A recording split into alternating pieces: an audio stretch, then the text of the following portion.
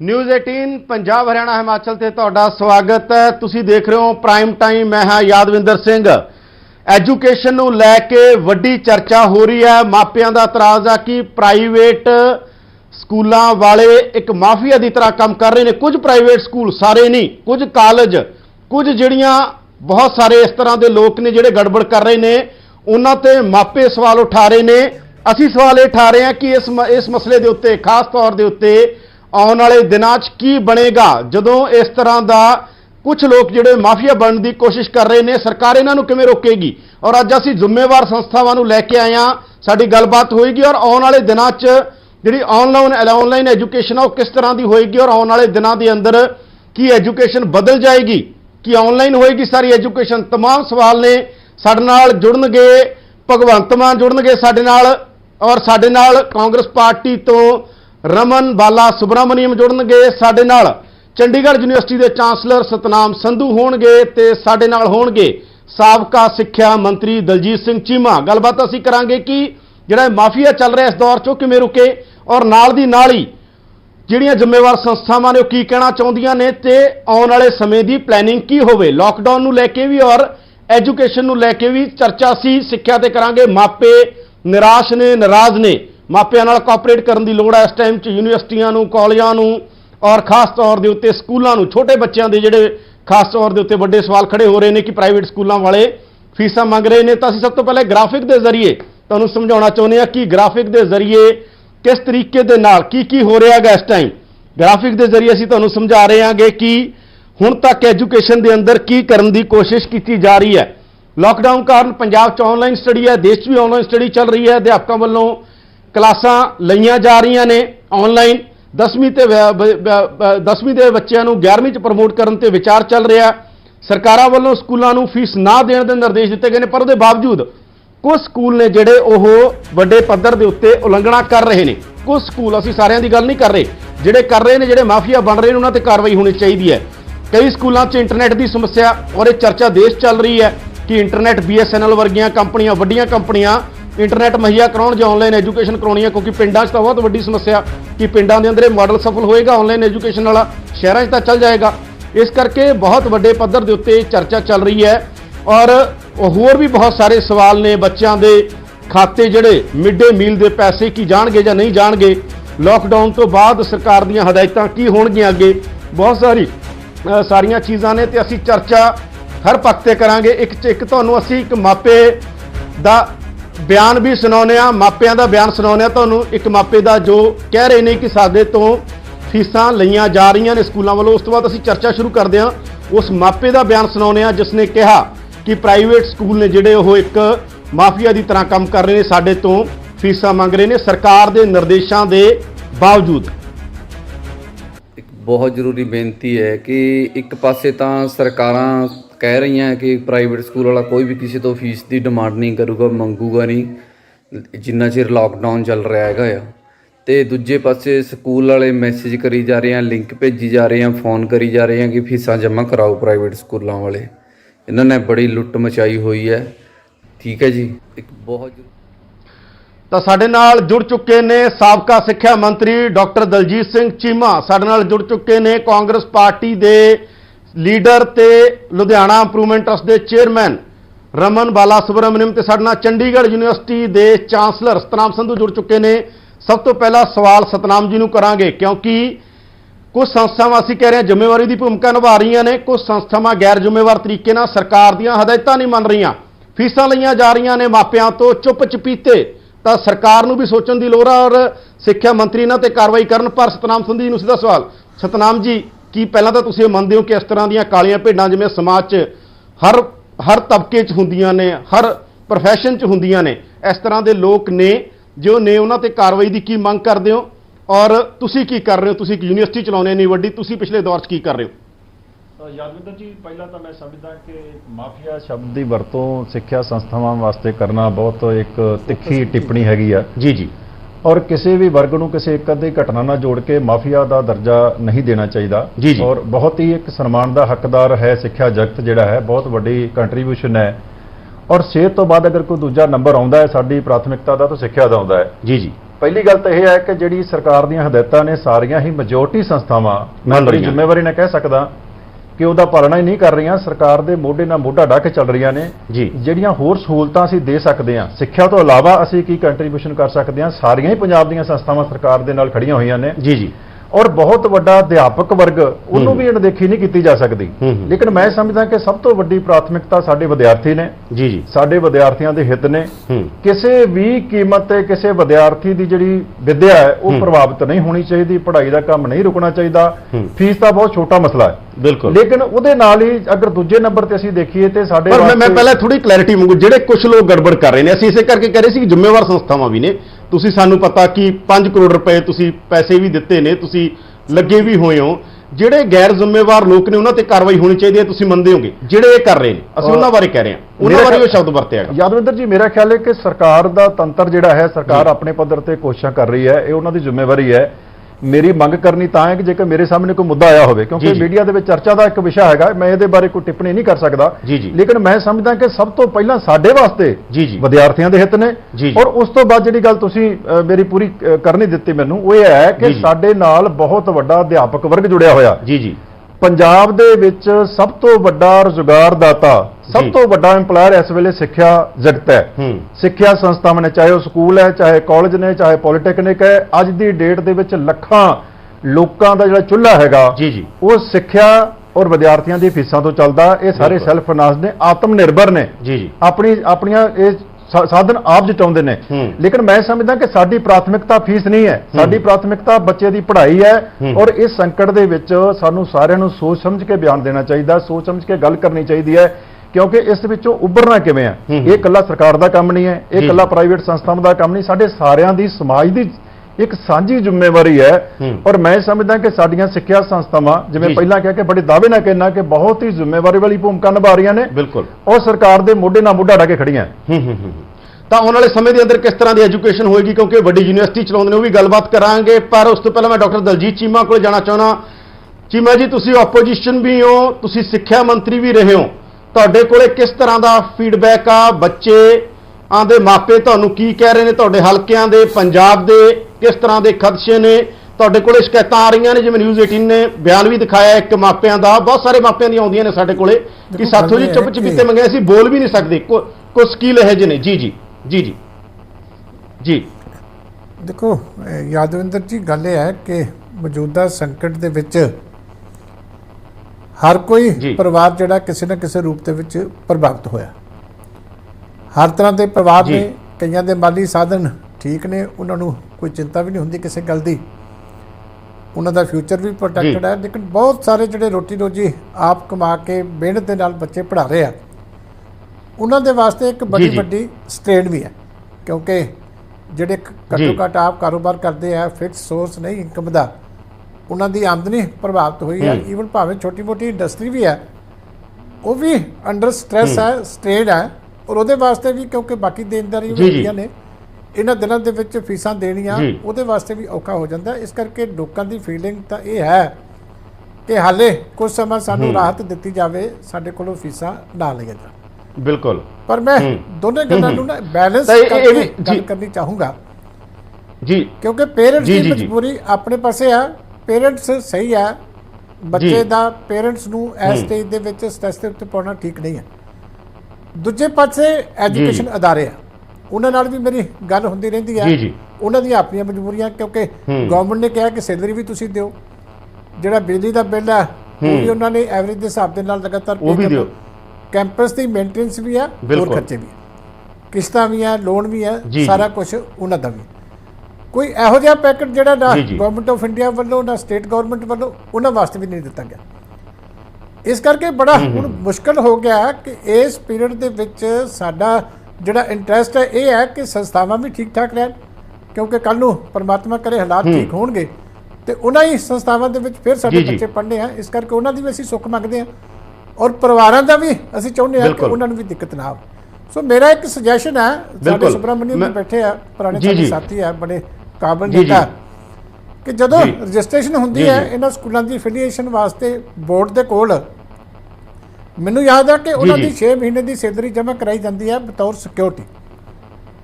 ਤੇ ਜ਼ਰੂਰੀ ਹੈ ਕਿ ਜੇ ਅਸੀਂ ਚਾਹੁੰਦੇ ਹਾਂ ਕਿ ਬੱਚਿਆਂ ਕੋਲੋਂ ਫੀਸਾਂ ਨਾ ਲੈਣ, ਪੇਰੈਂਟਸ ਦੀ ਜਿਹੜੀ ਮੰਗ ਪੂਰੀ ਹੋ ਜਾਵੇ, ਤੇ ਕੁਛ ਨਾ ਕੁਛ ਉਹ ਹਮੇਸ਼ਾ ਫੰਡ ਰਿਜ਼ਰਵ ਰਹਿੰਦਾ, ਕਿਤੇ ਯੂਜ਼ ਨਹੀਂ ਹੁੰਦਾ, ਜਮ੍ਹਾਂ ਰਹਿੰਦਾ।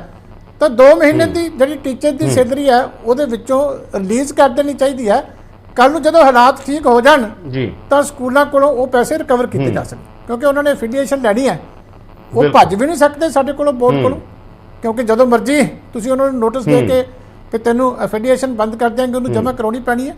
ਇਸ ਕਰਕੇ ਇੱਕ ਟੈਂਪਰੇਰੀ ਸੰਕਟ ਹੈ, ਸਾਨੂੰ ਬੈਲੈਂਸ ਕਰਕੇ ਇਹਦਾ ਹੱਲ ਕੱਢਣਾ ਬਿਲਕੁਲ। ਚੀਮਾ ਜੀ ਮੈਂ ਤੁਹਾਡੇ ਕੋਲ ਆਉਣਾ, ਚੀਮਾ ਜੀ ਮੈਂ ਰਮਨ ਜੀ ਕੋਲੇ ਵੀ, ਰਮਨ ਜੀ ਤੋਂ, ਕਿਉਂਕਿ ਸਰਕਾਰ 'ਚ ਨੇ, ਸੱਤਾ ਉਹਨਾਂ ਦੀ ਹੈ, ਮੈਂ ਤੁਹਾਡੇ ਕੋਲ ਆਉਣਾ ਚੀਮਾ ਜੀ ਮੁੜ ਕੇ ਦੁਬਾਰਾ।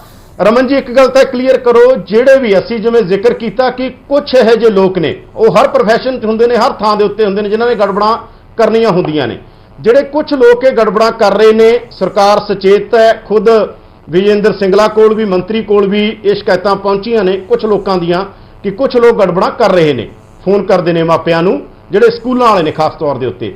ਤਾਂ ਇੱਕ ਤਾਂ ਇਹ ਦੱਸੋ, ਸ਼ੋਰ ਕਰੋ, ਤਾਂ ਕਿ ਮਾਪਿਆਂ ਨੂੰ, ਇੱਕ ਪੰਜਾਬ ਦਿਆਂ ਨੂੰ ਵਿਸ਼ਵਾਸ ਹੋਵੇ ਤੁਹਾਡੀ ਸਰਕਾਰ ਦੇ ਉੱਤੇ, ਕਿਉਂਕਿ ਤੁਹਾਡਾ ਆਰਡਰ ਹੈ ਸਰਕਾਰ ਦਾ। ਦੂਜਾ, ਤੁਹਾਨੂੰ ਕੀ ਲੱਗਦਾ ਆਨਲਾਈਨ ਸਿਸਟਮ ਕਿੰਨਾ ਕੁ ਵਾਇਬਲ ਆ ਪੰਜਾਬ ਦੇ ਅੰਦਰ, ਕਿੰਨਾ ਕੁ ਵਾਇਬਲ ਆ?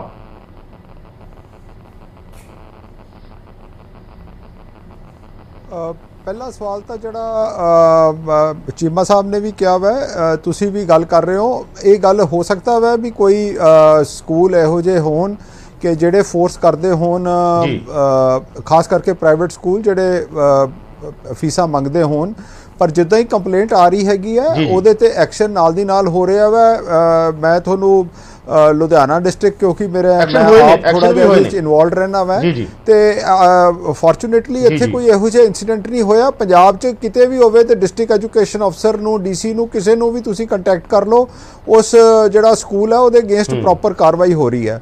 ਹੈਵਿੰਗ ਸੈਡ ਦੈਟ, ਮੈਂ ਤੁਹਾਨੂੰ ਵੈਸੇ ਦੱਸਣਾ ਚਾਹੁੰਦਾ ਮੈਂ ਕਿ ਵੀ ਪੰਜਾਬ ਦੇ ਵਿੱਚ ਜਿਹੜੇ ਤਾਂ ਗਵਰਨਮੈਂਟ ਸਕੂਲ 'ਚ ਪੜ੍ਹ ਰਹੇ ਨੇ ਉਹ ਬੱਚੇ ਤਾਂ ਬਿਲਕੁਲ, ਉਹਨਾਂ ਨੂੰ ਤਾਂ ਫੀਸਾਂ ਦੀ ਕੋਈ ਪ੍ਰੋਬਲਮ ਨਹੀਂ, ਕਿਉਂਕਿ ਲਗਭਗ ਉਹਨਾਂ ਦੀ ਜਿਹੜੀ ਫੀਸ ਹੈਗੀ ਆ ਉਹ ਮਾਫ ਹੈਗੀ ਆ ਔਰ ਕੋਈ ਕਲੈਕਟ ਨਹੀਂ ਹੋ ਰਹੀ।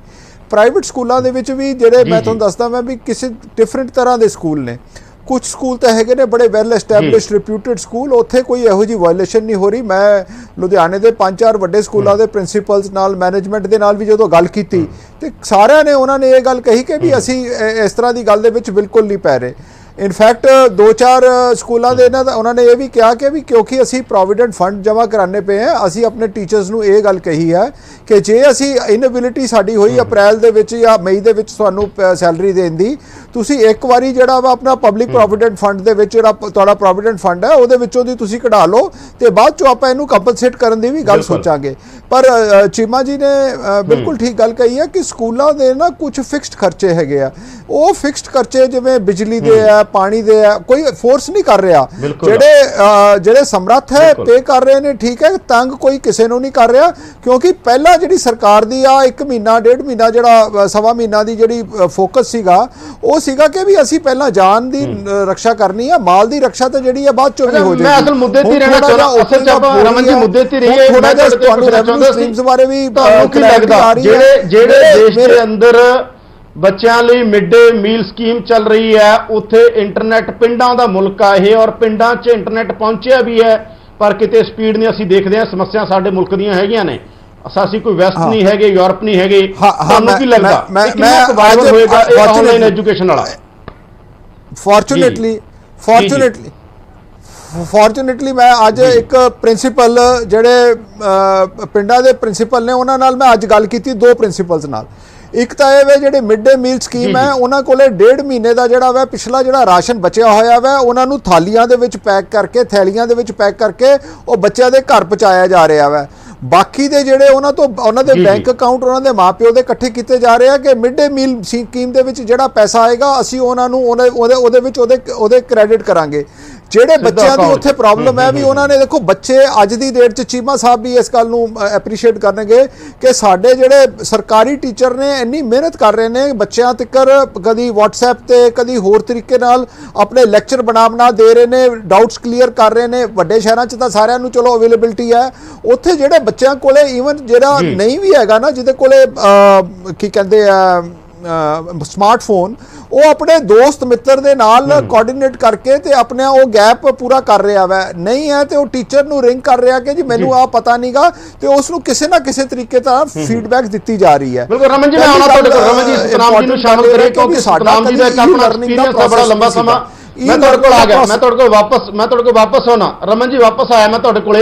ਇੱਕ ਇਨਪੁਟ ਆਪਾਂ ਇਹਨਾਂ ਦੀ ਫੀਡਬੈਕ ਲਈਏ ਕਿਉਂਕਿ ਇੱਕ ਲੰਮਾ ਤਜਰਬਾ ਸਤਨਾਮ ਜੀ ਦਾ ਯੂਨੀਵਰਸਿਟੀ ਚਲਾਉਣ ਦਾ, ਕਾਲਜ ਚਲਾਉਣ ਦਾ।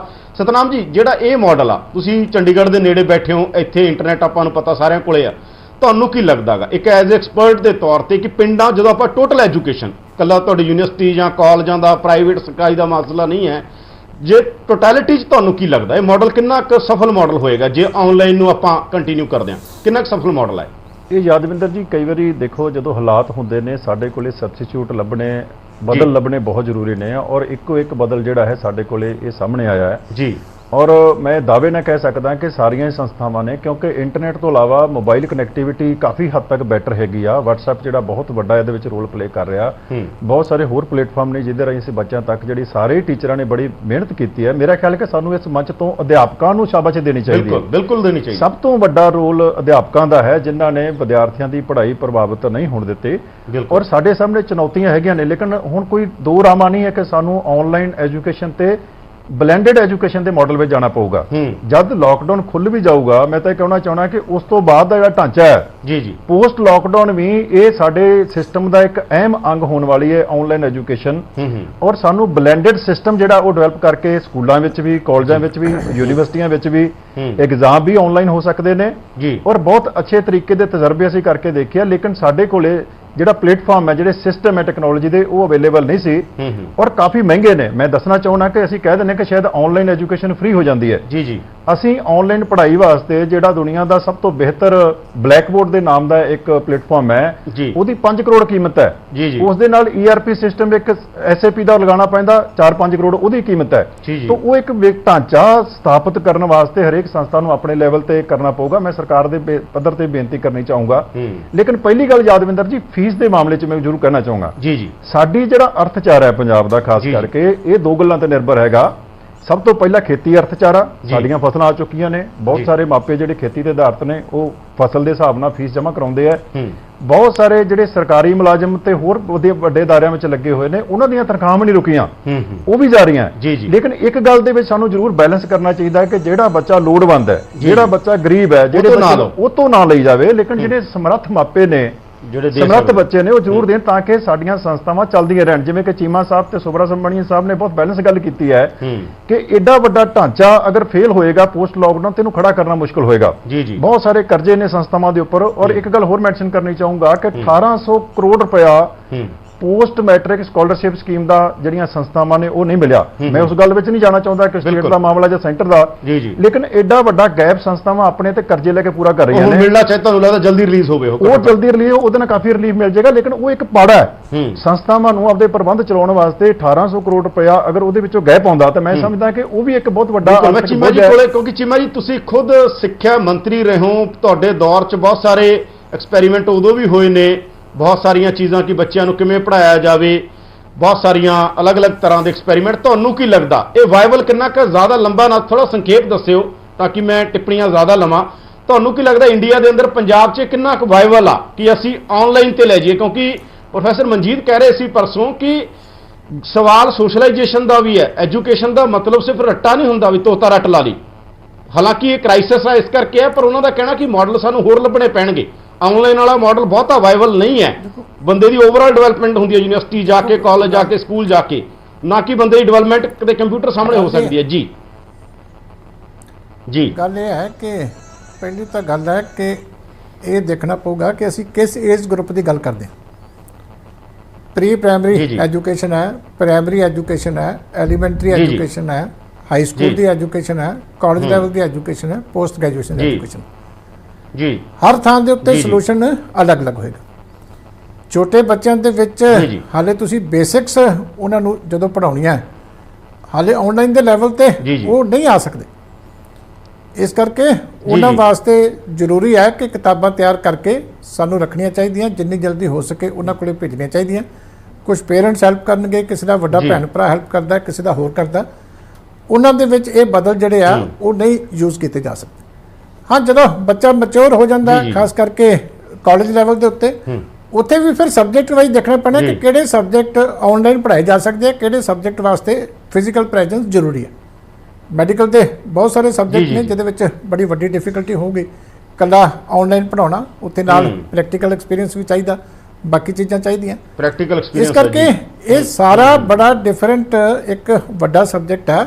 ਇੱਕ ਮੈਂ ਜਦੋਂ ਬੜਾ ਨਵੀਂ ਤਰ੍ਹਾਂ ਦਾ ਚੈਲੰਜ ਆ, ਕਰੋਨਾ ਵੀ ਨਵੀਂ ਤਰ੍ਹਾਂ ਦਾ ਚੈਲੰਜ ਆ ਤੇ ਸਾਡੇ ਲਈ ਜੀ ਐਜੂਕੇਸ਼ਨ ਸਿਸਟਮ ਦੇ ਅੰਦਰ ਇਹ ਤਬਦੀਲੀਆਂ ਵੀ ਚੈਲੰਜ ਹੋਣਗੀਆਂ ਸਾਡੇ ਲਈ। ਉੱਥੇ ਗਰੀਬ ਬੱਚਿਆਂ ਵਾਸਤੇ ਇੱਕ ਐਜੂਕੇਸ਼ਨ ਟੀਵੀ ਅਸੀਂ ਸਟਾਰਟ ਕਰੀਏ ਕਿ ਟੀਵੀ ਦੇ ਉੱਤੇ ਟੀਚਰ ਜਿਹੜਾ ਉਹ ਕਲਾਸਿਸ ਲਵੇ ਤੇ ਉਹ ਆਨਲਾਈਨ ਨਾਲੋਂ ਬੈਟਰ ਪ੍ਰਭਾਵ ਦੇ ਸਕਦਾ, ਕਿਉਂਕਿ ਕਲਾਸਰੂਮ ਟੀਚਿੰਗ ਦਾ ਇਫੈਕਟ ਕੁਛ ਨਾ ਕੁਛ, ਤੁਸੀਂ ਕਲਾਸ ਦੇ ਵਿੱਚ ਟੀਵੀ ਲੱਗਿਆ ਹੋਵੇ ਤੇ ਟੀਚਰ ਇੱਕ ਥਾਂ ਤੇ ਬੈਠ ਕੇ ਉਹ ਕਲਾਸ ਲੈ ਰਿਹਾ ਟੀਵੀ ਦੇ ਉੱਤੇ, ਉਹ ਇੱਕ ਚੱਲ ਰਿਹਾ ਹੈ ਨੈਸ਼ਨਲ ਲੈਵਲ ਦੇ ਉੱਤੇ ਵੀ ਚਰਚਾ ਹੋਈ ਹੈ। ਬਿਲਕੁਲ ਕੱਲਾ ਉਸ ਤਰੀਕੇ ਮਟੀਰੀਅਲ ਭੇਜ ਕੇ ਆਪਣੇ ਆਪ ਪੜ੍ਹਨ। ਇਸ ਕਰਕੇ ਸਾਡੇ ਕੋਲ ਰਮਨ ਜੀ ਦੀ ਇੱਕ ਟਾਈਮ ਸਾਡੇ ਕੋਲ ਥੋੜਾ, ਮੈਂ ਰਮਨ ਜੀ ਦੀ ਇੱਕ ਟਿੱਪਣੀ ਲਾਸਟ ਲੈ ਕੇ ਐਜੂਕੇਸ਼ਨ ਵਾਲੇ ਤੋਂ ਬਾਅਦ ਆਪਾਂ ਲਾਕਡਾਊਨ ਦੇ ਉੱਤੇ ਵੀ ਚਰਚਾ ਕਰਨੀ ਹੈ। ਰਮਨ ਜੀ, ਵਾਇਬਲ ਜਿਹੜਾ ਤੁਹਾਡੇ ਤੋਂ ਰਹਿ ਗਿਆ ਸੀ, ਤੁਸੀਂ ਇਸੇ ਤੇ ਹੀ ਰਹੋ ਥੋੜਾ ਜਿਹਾ ਆਲੇ ਦਾਲੇ ਨਾ, ਸਿੱਧਾ ਤੁਹਾਨੂੰ ਕੀ ਲੱਗਦਾ ਕਿ ਇਹ ਆਨਲਾਈਨ ਜਿਹੜੀ ਐਜੂਕੇਸ਼ਨ ਆ ਇਹ ਠੀਕ ਰਹੇਗੀ, ਇਹ ਮਾਡਲ ਬਿਲਕੁਲ ਫਿੱਟ ਹੈ, ਜਾਂ ਇਹ ਮਾਡਲ ਸਾਨੂੰ ਉਸੇ ਤਰ੍ਹਾਂ ਜਿਵੇਂ ਕਰੋਨਾ ਦਾ ਨਵਾਂ ਚੈਲੰਜ ਹੈ, ਇਹ ਵੀ ਇੱਕ ਨਵੇਂ ਚੈਲੰਜ ਨੇ, ਇਹਦੇ ਸਾਨੂੰ ਲੜਦਿਆਂ ਸਿੱਖਾਂਗੇ ਸਾਰੀਆਂ ਚੀਜ਼ਾਂ ਨਾਲ?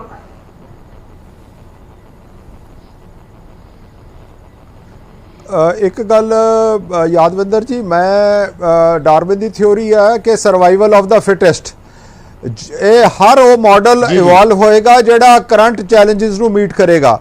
ਉਹ ਹਾਈਬ੍ਰਿਡ ਹੋ ਸਕਦਾ ਵਾ, ਉਹ ਐਕਸਕਲੂਸਿਵਲੀ ਉਹ ਹੋ ਸਕਦਾ ਵਾ ਈ ਲਰਨਿੰਗ ਵਾਲਾ, ਉਹ ਬ੍ਰਿਕ ਐਂਡ ਮੋਰਟਰ ਮਾਡਲ ਹੋਏਗਾ। ਪਰ ਇਹ ਡਿਪੈਂਡ ਕਰਦਾ, ਜਿਵੇਂ ਚੀਮਾ ਸਾਹਿਬ ਨੇ ਕਿਹਾ, ਕਿ ਵੀ ਕਿਸ ਤਰ੍ਹਾਂ ਦੀ ਐਜੂਕੇਸ਼ਨ ਜਾਂ ਕਿਸ ਤਰ੍ਹਾਂ ਦੀ ਤੁਸੀਂ ਜਿਹੜੀ ਹੈ ਨੌਲੇਜ ਤੁਸੀਂ ਸੀਕ ਕਰਦੇ ਹੈਗੇ ਹੋ। ਜੇ ਤੁਸੀਂ ਜਿਸ ਤਰ੍ਹਾਂ ਦੀ ਤੁਸੀਂ ਨੌਲੇਜ ਸੀਕ ਕਰੋਗੇ, ਜਿਸ ਤਰ੍ਹਾਂ ਦੀ ਤੁਹਾਡੀ ਫੀਲਡ ਹੈਗੀ ਹੈ, ਉਸ ਤਰ੍ਹਾਂ ਦੇ ਹਿਸਾਬ ਦੇ ਵਿੱਚ ਜਿਹੜੇ ਆ ਨਵੇਂ ਟੂਲਸ ਆਜ਼ਾਦ ਹੋਣਗੇ। ਇਹਦੇ ਵਿੱਚ ਇੱਕ ਗੱਲ ਤਾਂ ਇਹ ਹੈ ਕਿ technology is here to stay, and knowledge ਦਾ ਜਿਹੜਾ ਪ੍ਰੋਸੈਸ ਹੈ, ਉਹ ਨੌਲੇਜ ਦਾ ਪ੍ਰੋਸੈਸ ਕਿਵੇਂ ਡਿਸਮੇਟ ਹੋਣਾ ਵਾ, ਇਹ ਟਾਈਮ ਦੱਸੇਗਾ। ਪਰ ਮੇਰਾ ਲੱਗਦਾ ਵਾ ਕਿ ਵੀ ਆਉਣ ਵਾਲਾ ਸਮਾਂ ਜਿਹੜਾ ਹੈਗਾ ਵਾ, ਜਿਹੜੀ ਹਿਊਮੈਨਿਟੀ ਹੈ, ਇਹਦੇ ਵਿੱਚ ਇੱਕ ਬੇਸਿਕ ਕੈਪੇਬਿਲਿਟੀ ਹੈ to meet those challenges.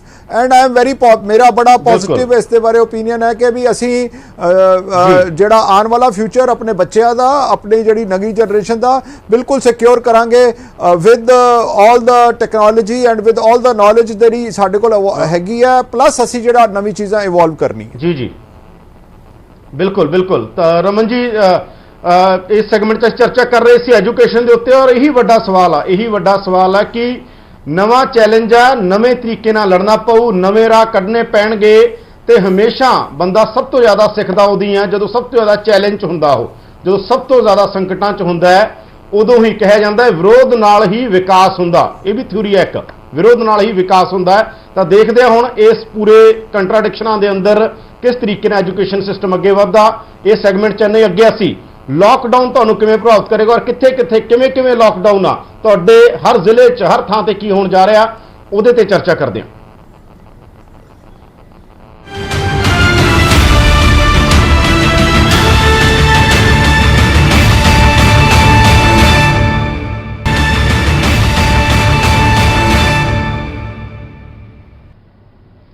Prime time ਤੁਹਾਡਾ ਸਵਾਗਤ ਹੈ। ਮੈਂ ਹਾਂ Yadavinder Singh. Lockdown 1, lockdown 2, lockdown 3 ਸ਼ੁਰੂ ਹੋ ਜਾਏਗਾ 3 ਤੋਂ। ਸਵਾਲ ਇਹ ਹੈ ਕਿ ਲਾਕਡਾਊਨ 'ਚ ਤੁਹਾਡੇ ਇਲਾਕਿਆਂ 'ਚ ਕੀ ਹੋਏਗਾ, ਕਿਸ ਤਰ੍ਹਾਂ ਦੇ ਆਰਡਰ ਹੋਣਗੇ, ਔਰ ਕੀ ਤੁਹਾਡੇ ਇਲਾਕਿਆਂ 'ਚ ਕੋਈ ਰਾਤਾਂ ਹੋਣਗੀਆਂ, ਢਿੱਲ ਹੋਏਗੀ, ਔਰ ਕੀ ਹੋਰ ਹੋਣਾ ਚਾਹੀਦਾ ਸੀ, ਤੇ ਚਰਚਾ ਕਰਾਂਗੇ। ਸਾਡੇ ਨਾਲ ਲੋਕ ਸਭਾ ਮੈਂਬਰ ਤੇ ਆਮ ਆਦਮੀ ਪਾਰਟੀ ਦੇ ਪ੍ਰਧਾਨ ਭਗਵੰਤ ਮਾਨ ਜੁੜੇ ਨੇ। ਸਾਡੇ ਨਾਲ ਕਾਂਗਰਸ ਪਾਰਟੀ ਤੋਂ ਲੁਧਿਆਣਾ ਇੰਪਰੂਵਮੈਂਟ ਟਰਸਟ ਦੇ ਚੇਅਰਮੈਨ ਰਮਨ ਸੁਬਰਾਮਨੀਅਮ ਨੇ, ਸਾਡੇ ਨਾਲ ਅਕਾਲੀ ਦਲ ਤੋਂ ਸਾਬਕਾ ਸਿੱਖਿਆ ਮੰਤਰੀ ਡਾਕਟਰ ਦਲਜੀਤ ਸਿੰਘ ਚੀਮਾ ਨੇ, ਤੇ ਸਾਡੇ ਨਾਲ ਜੁੜੇ ਹੋਏ ਨੇ ਚੰਡੀਗੜ੍ਹ ਯੂਨੀਵਰਸਿਟੀ ਦੇ ਚਾਂਸਲਰ ਸਤਨਾਮ ਸੰਧੂ ਜੀ। ਸਿੱਖਿਆ ਸੰਸਥਾਵਾਂ ਲਈ ਕੀ ਹੋਵੇ, ਵੱਖ-ਵੱਖ ਫੀਲਡਾਂ ਦੇ ਮਾਹਰ ਸਾਡੇ ਨਾਲ ਨੇ। ਚਰਚਾ ਅਸੀਂ ਇਸ ਗੱਲ ਦੇ ਉੱਤੇ ਕਰ ਰਹੇ ਹਾਂ, ਪਰ ਸਭ ਤੋਂ ਪਹਿਲਾਂ ਤੁਹਾਨੂੰ ਗ੍ਰਾਫਿਕ ਦੇ ਜ਼ਰੀਏ ਸਮਝਾਉਂਦੇ ਆ ਕਿ ਕੀ ਹੁਣ ਤੱਕ ਹੋਇਆ। 4 ਘੰਟਿਆਂ ਦੀ ਢਿੱਲ ਦਿੱਤੀ ਗਈ ਹੈ ਪੰਜਾਬ ਦੇ ਅੰਦਰ, ਸਵੇਰੇ 7 ਵਜੇ ਤੋਂ ਲੈ ਕੇ 11 ਵਜੇ ਤੱਕ। ਕਿਸ ਤਰ੍ਹਾਂ ਦੀ ਢਿੱਲ ਆ, ਕੀ ਢਿੱਲ ਆ, ਔਰ ਕੀ ਹੋਣ ਜਾ ਰਿਹਾ, ਉਹ ਗ੍ਰਾਫਿਕ ਦੇ ਜ਼ਰੀਏ ਤੁਹਾਨੂੰ ਸਮਝਾਉਂਦੇ ਆ। ਕਿ ਕਿਸ ਤਰ੍ਹਾਂ ਦੀਆਂ ਗੱਲਾਂ ਤੁਸੀਂ ਹੋ ਸਕਦੀਆਂ ਨੇ ਔਰ ਕੀ ਤੁਸੀਂ ਕਰ ਸਕਦੇ ਹੋਗੇ। ਰੈੱਡ ਜ਼ੋਨ ਤੇ ਜਿਹੜਾ ਕੰਟੇਨਮੈਂਟ ਜ਼ੋਨ ਆ ਉਹਦੇ 'ਚ ਕੋਈ ਰਾਹਤ ਨਹੀਂ ਮਿਲੇਗੀ, ਯਾਨੀ ਜਿਹੜਾ ਤੁਹਾਡੇ ਇਲਾਕੇ 'ਚ ਰੈੱਡ ਜ਼ੋਨ ਆ ਉਹ ਪਤਾ ਕਰ ਲਓ ਕਿਹੜਾ, ਉੱਥੇ ਕੋਈ ਰਾਹਤ ਨਹੀਂ ਹੈ। ਔਰ ਸਿਰਫ ਗ੍ਰੀਨ ਜ਼ੋਨ ਦੇ ਅੰਦਰ ਤੇ ਔਰੇਂਜ ਜ਼ੋਨ, ਇਹ ਜ਼ੋਨਾਂ ਬਣਾਈਆਂ ਹੋਈਆਂ ਪ੍ਰਸ਼ਾਸਨ ਨੇ, ਇਹਨਾਂ 'ਚ ਰਾਹਤ ਮਿਲੇਗੀ। ਸ਼ਹਿਰੀ ਇਲਾਕਿਆਂ 'ਚ 50% ਸਟਾਫ ਨਾਲ ਅਦਾਰੇ ਖੋਲ੍ਹੇ ਜਾ ਸਕਦੇ ਨੇ। ਸ਼ਹਿਰੀ ਇਲਾਕਿਆਂ ਦੇ ਅੰਦਰ 50% ਸਟਾਫ ਰੱਖਣਾ, ਤੁਸੀਂ ਜੇ ਖੋਲ੍ਹਣਾ ਡੀਸੀ ਨਾਲ ਸੰਪਰਕ ਕਰੋ, ਸੰਬੰਧਿਤ ਅਧਿਕਾਰੀਆਂ ਨਾਲ ਸੰਪਰਕ ਕਰੋ, ਤੁਸੀਂ ਖੋਲ੍ਹ ਸਕਦੇ ਹੋ ਅਦਾਰਾ ਆਪਣਾ। ਰਿਹਾਇਸ਼ੀ ਇਲਾਕਿਆਂ ਵਾਲੀਆਂ ਦੁਕਾਨਾਂ ਖੋਲ੍ਹੀਆਂ ਜਾ ਸਕਦੀਆਂ ਜਿਹੜੀਆਂ ਰਿਹਾਇਸ਼ ਜਿੱਥੇ ਹੈਗੀ ਆ, ਪਰ ਤੁਹਾਨੂੰ ਸਭ ਕਾਸੇ ਦਾ ਧਿਆਨ ਰੱਖਣਾ ਪੈਣਾ, ਸੋਸ਼ਲ ਡਿਸਟੈਂਸਿੰਗ ਤੋਂ ਲੈ ਕੇ ਹਰ ਚੀਜ਼ ਦਾ। ਸੈਲੂਨ ਤੇ ਨਾਈ ਦੀਆਂ ਦੁਕਾਨਾਂ ਨਹੀਂ ਖੁੱਲਣਗੀਆਂ, ਇੱਥੇ ਸਭ ਤੋਂ ਜ਼ਿਆਦਾ ਕਰੋਨਾ ਫੈਲਦਾ ਕਹਿੰਦੇ, ਕਿਉਂਕਿ ਸਭ ਤੋਂ ਜ਼ਿਆਦਾ ਨੇੜੇ ਸੰਪਰਕ 'ਚ ਆਉਂਦਾ ਬੰਦਾ, ਇਸ ਕਰਕੇ। ਵੱਡੇ ਬਾਜ਼ਾਰਾਂ 'ਚ ਸ਼ਾਪਿੰਗ ਮਾਲ ਤੇ ਦੁਕਾਨਾਂ ਨਹੀਂ ਖੁੱਲਣਗੀਆਂ, ਮਲਟੀਪਲੈਕਸ ਨਹੀਂ ਖੁੱਲਣਗੇ, ਸ਼ਰਾਬ ਦੇ ਠੇਕੇ ਨਹੀਂ ਖੁੱਲਣਗੇ ਤੇ ਸਵੇਰੇ 11 ਵਜੇ ਤੋਂ ਬਾਹਰ ਜਾ ਕੇ ਤੁਸੀਂ ਖਰੀਦਦਾਰੀ ਕਰ ਸਕਦੇ ਹੋ। ਜੋ ਇੰਡਸਟਰੀ ਲੇਬਰ ਦੇ ਰਹਿਣ ਦਾ ਇੰਤਜ਼ਾਮ ਕਰ ਸਕਦੀ ਹੈ ਉਹ ਆਪਣੀਆਂ ਇਕਾਈਆਂ ਚਲਾ ਸਕਦੀ ਹੈ। ਇਹ ਵੀ ਵੱਡੀ ਗੱਲ ਆ ਕਿ ਇੰਡਸਟਰੀ ਵੀ ਖੁੱਲ ਸਕਦੀ ਹੈ, ਪਰ ਉਹ ਜਿਹੜੀ ਇੰਤਜ਼ਾਮ ਕਰ ਸਕਦੀ ਹੈ ਪ੍ਰੋਪਰ। ਤਾਂ ਹੁਣ ਸਵਾਲ ਇਹ ਆ 3 ਤੋਂ ਬਾਅਦ ਅੱਗੇ ਕੀ 3 ਤੋਂ ਬਾਅਦ ਵੀ ਵੱਧ ਜਾਏਗਾ ਕਿ 3 ਤੋਂ ਬਾਅਦ ਵੀ ਬਕਾਇਦਾ ਤੌਰ ਦੇ ਉੱਤੇ ਵਧੇਗਾ? ਤਾਂ ਇਹ ਬਹੁਤ ਵੱਡਾ ਸਵਾਲ ਆ ਕਿ 3 ਤੋਂ ਬਾਅਦ ਵਧਣਾ ਹੀ ਹੈ, 3 ਤੋਂ ਜਿਹੜਾ ਅਗਲਾ ਹੋਣਾ 2 ਹਫ਼ਤਿਆਂ ਤੋਂ ਬਾਅਦ ਵੀ ਵਧੇਗਾ। ਜੇ ਵਧੇਗਾ ਤਾਂ ਫਿਰ ਤਿਆਰੀਆਂ ਕੀ ਨੇ? ਇਸੇ ਕਰਕੇ ਸਾਡੇ ਨਾਲ तमाम ਪਾਰਟੀਆਂ ਦੇ ਵੱਡੇ ਲੀਡਰ ਨੇ ਤੇ ਸਾਡੇ ਨਾਲ ਐਜੂਕੇਸ਼ਨਿਸਟ ਨੇ ਜਿਹੜੇ ਚੀਜ਼ਾਂ ਨੂੰ ਖਾਸ ਤੌਰ ਦੇ ਉੱਤੇ ਐਜੂਕੇਸ਼ਨ ਦੇ ਫੀਲਡ ਦੇ ਅੰਦਰ ਇਨਵੈਸਟਮੈਂਟ ਵੀ ਕਰਦੇ ਨੇ ਔਰ ਲੰਬੇ ਸਮੇਂ ਤੋਂ ਇੱਕ ਤਜਰਬਾ ਐਜੂਕੇਸ਼ਨ ਨਾਲ। ਸਤਨਾਮ ਸੰਧੂ ਜੀ ਦਾ, ਸਾਡੇ ਨਾਲ ਰਮਨ ਸੁਬਰਾਮਨੀਅਮ ਕਾਂਗਰਸ ਪਾਰਟੀ ਤੋਂ, ਜਵਾਬ ਕਾਂਗਰਸ ਪਾਰਟੀ ਤੋਂ ਲਵਾਂਗੇ ਕਿ ਕਾਂਗਰਸ ਕੀ ਕਰ ਰਹੀ ਹੈ, ਕੀ ਇੰਤਜ਼ਾਮ ਕਰੇਗੀ। ਭਗਵੰਤ ਮਾਨ, ਸ਼ੁਰੂਆਤ ਭਗਵੰਤ ਮਾਨ ਤੋਂ ਕਰਦੇ ਹਾਂ, ਭਗਵੰਤ ਮਾਨ ਕੋਲ ਚੱਲਦੇ ਹਾਂ। ਭਗਵੰਤ ਜੀ, ਸਭ ਤੋਂ ਪਹਿਲਾ ਸਵਾਲ ਇਹ, ਤੁਹਾਨੂੰ ਕੀ ਲੱਗਦਾ ਤੁਹਾਡੇ ਨਾਲ ਤੁਸੀਂ ਇੱਕ ਹਲਕੇ ਤੋਂ ਬਹੁਤ ਵੱਡੇ ਪੱਧਰ ਤੇ ਵੋਟਾਂ ਲੈ ਕੇ ਜਿੱਤਦੇ ਹੋ ਸੰਗਰੂਰ ਤੋਂ ਤੇ ਲੋਕ ਸਭਾ ਪਹੁੰਚਦੇ ਹੋ, ਤੁਹਾਡੇ ਕੋਲ ਲੋਕ ਸਭਾ ਦਾ ਵੀ ਤਜਰਬਾ, ਤੁਹਾਨੂੰ ਕੀ ਲੱਗਦਾਗਾ? ਇਹ ਆਪਾਂ ਦੱਸਿਆ ਕਿ ਇਹ ਹੋਣ ਜਾ ਰਿਹਾ, ਤੁਹਾਡੇ ਮੁਤਾਬਕ ਤੁਹਾਨੂੰ ਗਰਾਊਂਡ ਰਿਪੋਰਟ ਫੀਡਬੈਕ ਕੀ ਮਿਲ ਰਿਹਾ ਕਿ ਕੀ ਹੋਣਾ ਚਾਹੀਦਾ ਹੋਰ ਜੋ ਤੁਸੀਂ ਸਰਕਾਰ ਤੋਂ ਮੰਗ ਕਰਨਾ ਚਾਹੁੰਦੇ ਹੋ? ਭਗਵੰਤ ਜੀ। यादविंदर जी, मैं सारे ਜਿਹੜੇ ਪੈਨਲਿਸਟ ਨੇ, ਡਾਕਟਰ ਚੀਮਾ ਸਾਹਿਬ, ਰਮਨ ਸੁਬਰਾਮਨੀਅਮ ਜੀ, ਸੰਧੂ ਸਾਹਿਬ, ਮੈਂ ਸਾਰਿਆਂ ਦਾ ਧੰਨਵਾਦ ਵੀ ਕਰਦਾ। ਮੈਂ ਲੇਟ ਜੁਆਇਨ ਕੀਤਾ, ਮੈਂ ਸਤਿ ਸ਼੍ਰੀ ਅਕਾਲ ਵੀ ਬੁਲਾਉਣਾ ਸਾਰਿਆਂ ਨੂੰ ਜੀ। ਦੇਖੋ ਯਾਦਵਿੰਦਰ ਜੀ, ਮੈਂ ਇਹ ਪਹਿਲਾਂ ਵੀ ਅਸੀਂ ਕਹਿ ਚੁੱਕੇ ਹਾਂ ਜਿੱਥੇ ਵੀ ਸਾਨੂੰ ਮੌਕਾ ਮਿਲਦਾ ਸੀ, ਜਿਹੜੇ ਵੀ ਅੱਜ ਪਲੇਟਫਾਰਮ ਤੇ, ਕਿ ਲੋਕਡਾਊਨ ਜਿਹੜਾ ਹੈ ਉਹ ਇਹਦਾ ਇਲਾਜ ਨਹੀਂ ਹੈਗਾ। ਲੋਕਡਾਊਨ ਇੱਕ ਤੁਹਾਨੂੰ ਟਾਈਮ ਦੇ ਸਕਦਾ ਹੈ ਕਿ ਤੁਸੀਂ ਤਿਆਰੀ ਕਰ ਲਓ, ਕੋਈ ਮੈਡੀਕਲ ਫੈਸਿਲਿਟੀਆਂ ਜਿਹੜੀਆਂ ਨੇ ਉਹ ਅਪਡੇਟ ਕਰ ਲਓ, ਪੀਪੀਈ ਕਿਟਾਂ ਜਾਂ ਹਸਪੀਟਲਾਂ ਦੇ ਵਿੱਚ ਬੈੱਡ ਜਾਂ ਆਈਸੋਲੇਸ਼ਨ ਸੈਂਟਰ ਜਿਹੜੇ ਨੇ ਉਹਨਾਂ ਨੂੰ ਵਧਾ ਲਓ, ਤਾਂ ਕਿ ਜਦੋਂ ਲੋਕਡਾਊਨ ਖੁੱਲੂਗਾ, ਭਾਵੇਂ 4-4 ਘੰਟੇ ਲਈ ਖੋਲੋਗੇ, ਤਾਂ ਕੇਸ ਵਧਣਗੇ। ਜਦੋਂ ਆਵਾਜਾਈ ਇੱਕ ਦੂਜੇ ਤੋਂ, ਜਿਵੇਂ ਹੁਣ ਆਉਣ ਲੱਗ ਗਏ ਦੂਜੇ ਪ੍ਰਦੇਸ਼ਾਂ ਤੋਂ ਸਾਡੇ ਜਿਹੜੇ ਪੰਜਾਬੀ ਫਸੇ ਹੋਏ ਸੀ ਹਨਾ, ਤਾਂ ਕੇਸਾਂ ਦੀ ਗਿਣਤੀ 'ਚ ਵੀ ਵਾਧਾ ਹੋਣ ਲੱਗ ਗਿਆ। ਤੇ ਜਿਸ ਤਰ੍ਹਾਂ ਸਾਡੇ ਜਿਹੜੇ ਇੱਥੇ ਮਜ਼ਦੂਰ ਫਸੇ ਹੋਏ ਸੀ ਉਹ ਉੱਧਰ ਜਾਣਗੇ, ਕੇਸਾਂ ਦੀ ਗਿਣਤੀ 'ਚ ਉਹਨਾਂ ਦਾ ਵੀ ਵਾਧਾ ਹੋਊਗਾ। ਪਰ ਦੁੱਖ ਨਾਲ ਕਹਿਣਾ ਪੈ ਰਿਹਾ 37 ਦਿਨ ਹੋ ਗਏ ਕਰਫਿਊ ਲਾਏ ਨੂੰ। 37 ਦਿਨਾਂ ਦੇ ਵਿੱਚ ਜਿਹੜੀਆਂ ਮੈਡੀਕਲ ਫੈਸਿਲਿਟੀਆਂ ਅਪਡੇਟ ਕੀ ਹੋਈਆਂ ਨੇ, ਉਹ ਤਰਨਤਾਰਨ ਵਾਲੀ ਐਂਬੂਲੈਂਸ ਨੇ ਦੱਸਤਾ ਕਿ ਸਾਡੇ ਕੋਲ ਤਾਂ ਐਂਬੂਲੈਂਸਸ ਵੀ ਅਪਡੇਟਡ ਨਹੀਂ। ਐਂਬੂਲੈਂਸਾਂ ਨੂੰ ਮਰੀਜ਼ਾਂ ਨੂੰ ਖੁਦ ਝਾੜੂ ਲਾ ਕੇ ਉਹਦੇ 'ਚ ਬਹਿਣਾ ਪੈ ਰਿਹਾ ਹੈ। ਐਸਐਮਓ ਨੂੰ ਖੁਦ ਐਂਬੂਲੈਂਸ ਚਲਾਉਣੀ ਪੈ ਰਹੀ ਹੈ। ਦਿੱਲੀ ਦੇ ਵਿੱਚ ਅਰਵਿੰਦ ਕੇਜਰੀਵਾਲ ਜੀ ਨੇ 4000 ਬੈੱਡ ਰੈਡੀ ਪਿਆ, ਆਕਸੀਜਨ ਦੀਆਂ ਜਿਹੜੀਆਂ ਸਿਲੰਡਰ ਨੇ ਉਹ ਰੈਡੀ ਪਏ ਨੇ, ਵੈਂਟੀਲੇਟਰ ਨੇ, ਆਈਸੋਲੇਸ਼ਨ ਸੈਂਟਰਾਂ ਨੂੰ ਅਪਡੇਟ ਕੀਤਾ ਜਾ ਰਿਹਾ ਤਾਂ ਕਿ ਜੇ ਹੁਣ 100 ਬੰਦੇ ਨੂੰ ਤੁਸੀਂ ਕਿਸੇ ਆਈਸੋਲੇਸ਼ਨ ਸੈਂਟਰ 'ਚ ਰੱਖਿਆ, ਬਾਥਰੂਮ ਉੱਥੇ 2 ਨੇ, ਫਿਰ ਉਹ ਕੋਈ ਆਈਸੋਲੇਸ਼ਨ ਦੀ ਮੀਨਿੰਗ ਨਹੀਂ ਹੈਗੀ। ਫਿਰ ਜੇ ਬਾਥਰੂਮ ਸੇਮ ਯੂਜ਼ ਹੋ ਰਿਹਾ ਤਾਂ ਜਿਹੜਾ ਖਤਰਾ ਹੈ, ਜਿਹੜਾ ਸੋਸ਼ਲ ਡਿਸਟੈਂਸਿੰਗ ਦਾ ਜਾਂ ਜਿਹੜਾ ਪੋਜ਼ਿਟਿਵ ਇੱਕ ਦੂਜੇ ਤੋਂ ਜਿਹੜਾ ਪੋਜ਼ਿਟਿਵ ਕਰੋਨਾ ਦਾ ਜਿਹੜਾ ਹੋਣਾ ਜਾਂ ਇੱਕ ਦੂਜੇ ਤੋਂ ਅੱਗੇ ਜਾਣਾ, ਉਹ ਉਸੇ ਤਰ੍ਹਾਂ ਜਾਰੀ ਰਹੂਗਾ। ਸੋ ਇਸ ਕਰਕੇ ਮੈਨੂੰ ਨਹੀਂ ਲੱਗਦਾ ਕਿ ਇਹ ਕਰਫਿਊ ਜਿਹੜਾ ਕਿਸੇ ਪਲੈਨਿੰਗ ਨਾਲ ਲਾਇਆ ਜਾਂਦਾ, ਬਸ ਇਹ ਤਾਂ ਆਪਣੇ ਗਲੋਂ ਲਾ ਕੇ ਕਰ ਦਿੰਦੇ ਨੇ। 15 ਦਿਨ ਹੋਰ ਆਪਣੇ ਗਲੋਂ ਲਾ ਲਓ ਤੇ ਲੋਕਾਂ ਤੇ ਛੱਡ ਦਿਓ, ਸਾਰਾ ਕੁਝ ਲੋਕਾਂ ਤੇ ਛੱਡਿਆ ਹੋਇਆ। ਤੁਸੀਂ ਆਹ ਨਾ ਕਰੋ ਜੀ, ਆਹ ਨਾ। ਜਿਹੜੇ ਬੰਦੇ ਹੁਣ 7 ਵਜੇ ਤੋਂ ਲੈ ਕੇ 11 ਵਜੇ ਤੱਕ ਯਾਦਵਿੰਦਰ ਦੁਕਾਨਾਂ ਖੋਲਣ ਦੀ ਆਗੇ ਦਿੱਤੀ ਹੈ, ਇਹਦਾ ਮਤਲਬ ਦੁਕਾਨਾਂ ਤੇ ਉਹੀ ਜਾਣਗੇ ਜਿਨ੍ਹਾਂ ਕੋਲੇ ਕੁਝ ਖਰੀਦਣ ਲਈ ਹੋਊਗਾ, ਪੈਸੇ ਹੋਣਗੇ। ਅਦਰਵਾਈਜ਼ ਉਹ ਕਿਵੇਂ ਜਾ ਸਕਦੇ ਨੇ? ਸਭ ਤੋਂ ਪਹਿਲਾਂ ਤਾਂ ਇਹ ਦੱਸੋ 7 ਤੋਂ 11 ਦੇ ਵਿੱਚ ਤੁਸੀਂ ਉਸ ਤੋਂ ਬਾਅਦ ਫਿਰ 4 ਘੰਟੇ ਤੁਸੀਂ ਕਿਵੇਂ ਸੋਸ਼ਲ ਡਿਸਟੈਂਸਿੰਗ ਰੱਖ ਲਓਗੇ? ਅਚਾਨਕ ਇੱਕਦਮ ਜਿਹੜਾ ਉਹ ਰਸ਼ ਪਊਗਾ। ਜਾਂ ਤਾਂ ਘੰਟਾ 2-2 ਘੰਟੇ, 2 ਘੰਟੇ ਸਵੇਰੇ, 2 ਘੰਟੇ ਸ਼ਾਮ ਨੂੰ ਕਰ ਦਿੰਦੇ ਤਾਂ ਕਿ ਲੋਕਾਂ ਨੂੰ ਇਹ ਲੱਗਦਾ ਕਿ ਹਾਂ ਕੋਈ ਹਫੜਾ ਦਫੜੀ ਵਾਲੀ ਗੱਲ ਨਹੀਂ ਹੈਗੀ। ਸੋ ਇਸ ਕਰਕੇ ਮੈਨੂੰ ਨਹੀਂ ਲੱਗਦਾ ਕਿ ਇਹ ਜਿਹੜਾ ਕਰਫਿਊ ਦੇ ਵਿੱਚ ਢਿੱਲ ਦੇ ਦੌਰਾਨ ਜਾਂ 37 ਦਿਨਾਂ ਦਾ ਕੋਈ ਪੰਜਾਬ ਸਰਕਾਰ ਨੇ ਫਾਇਦਾ ਉਠਾਇਆ, ਨਾ ਕੋਈ ਹਸਪਤਾਲ ਅਪਡੇਟ ਹੋਇਆ, ਨਾ ਕੋਈ ਐਂਬੂਲੈਂਸ ਅਪਡੇਟ ਹੋਈ ਹੈ। ਹਾਂ, ਬਲਕਿ ਵਾਅਦਾ ਕੀਤਾ ਸੀਗਾ ਵਿਰੋਧੀ ਪਾਰਟੀਆਂ ਦੇ ਪ੍ਰੈਸ਼ਰ ਕਰਕੇ ਕਿ ਜਿਹੜੇ ਫਰੰਟ ਲਾਈਨ ਤੇ ਵਾਰੀਅਰ ਹੋਣਗੇ ਉਹਨਾਂ ਨੂੰ ਅਸੀਂ 50 ਲੱਖ ਰੁਪਏ ਦਾ ਸਿਹਤ ਬੀਮਾ ਕਰਾਂਗੇ ਜੇ ਰੱਬ ਨਾ ਕਰੇ ਕੋਈ ਇਸ ਤਰ੍ਹਾਂ ਦੀ ਘਟਨਾ ਹੁੰਦੀ ਹੈ। ਉਹ ਘਟਨਾ ਵੀ ਇੱਕ ਹੋ ਗਈ।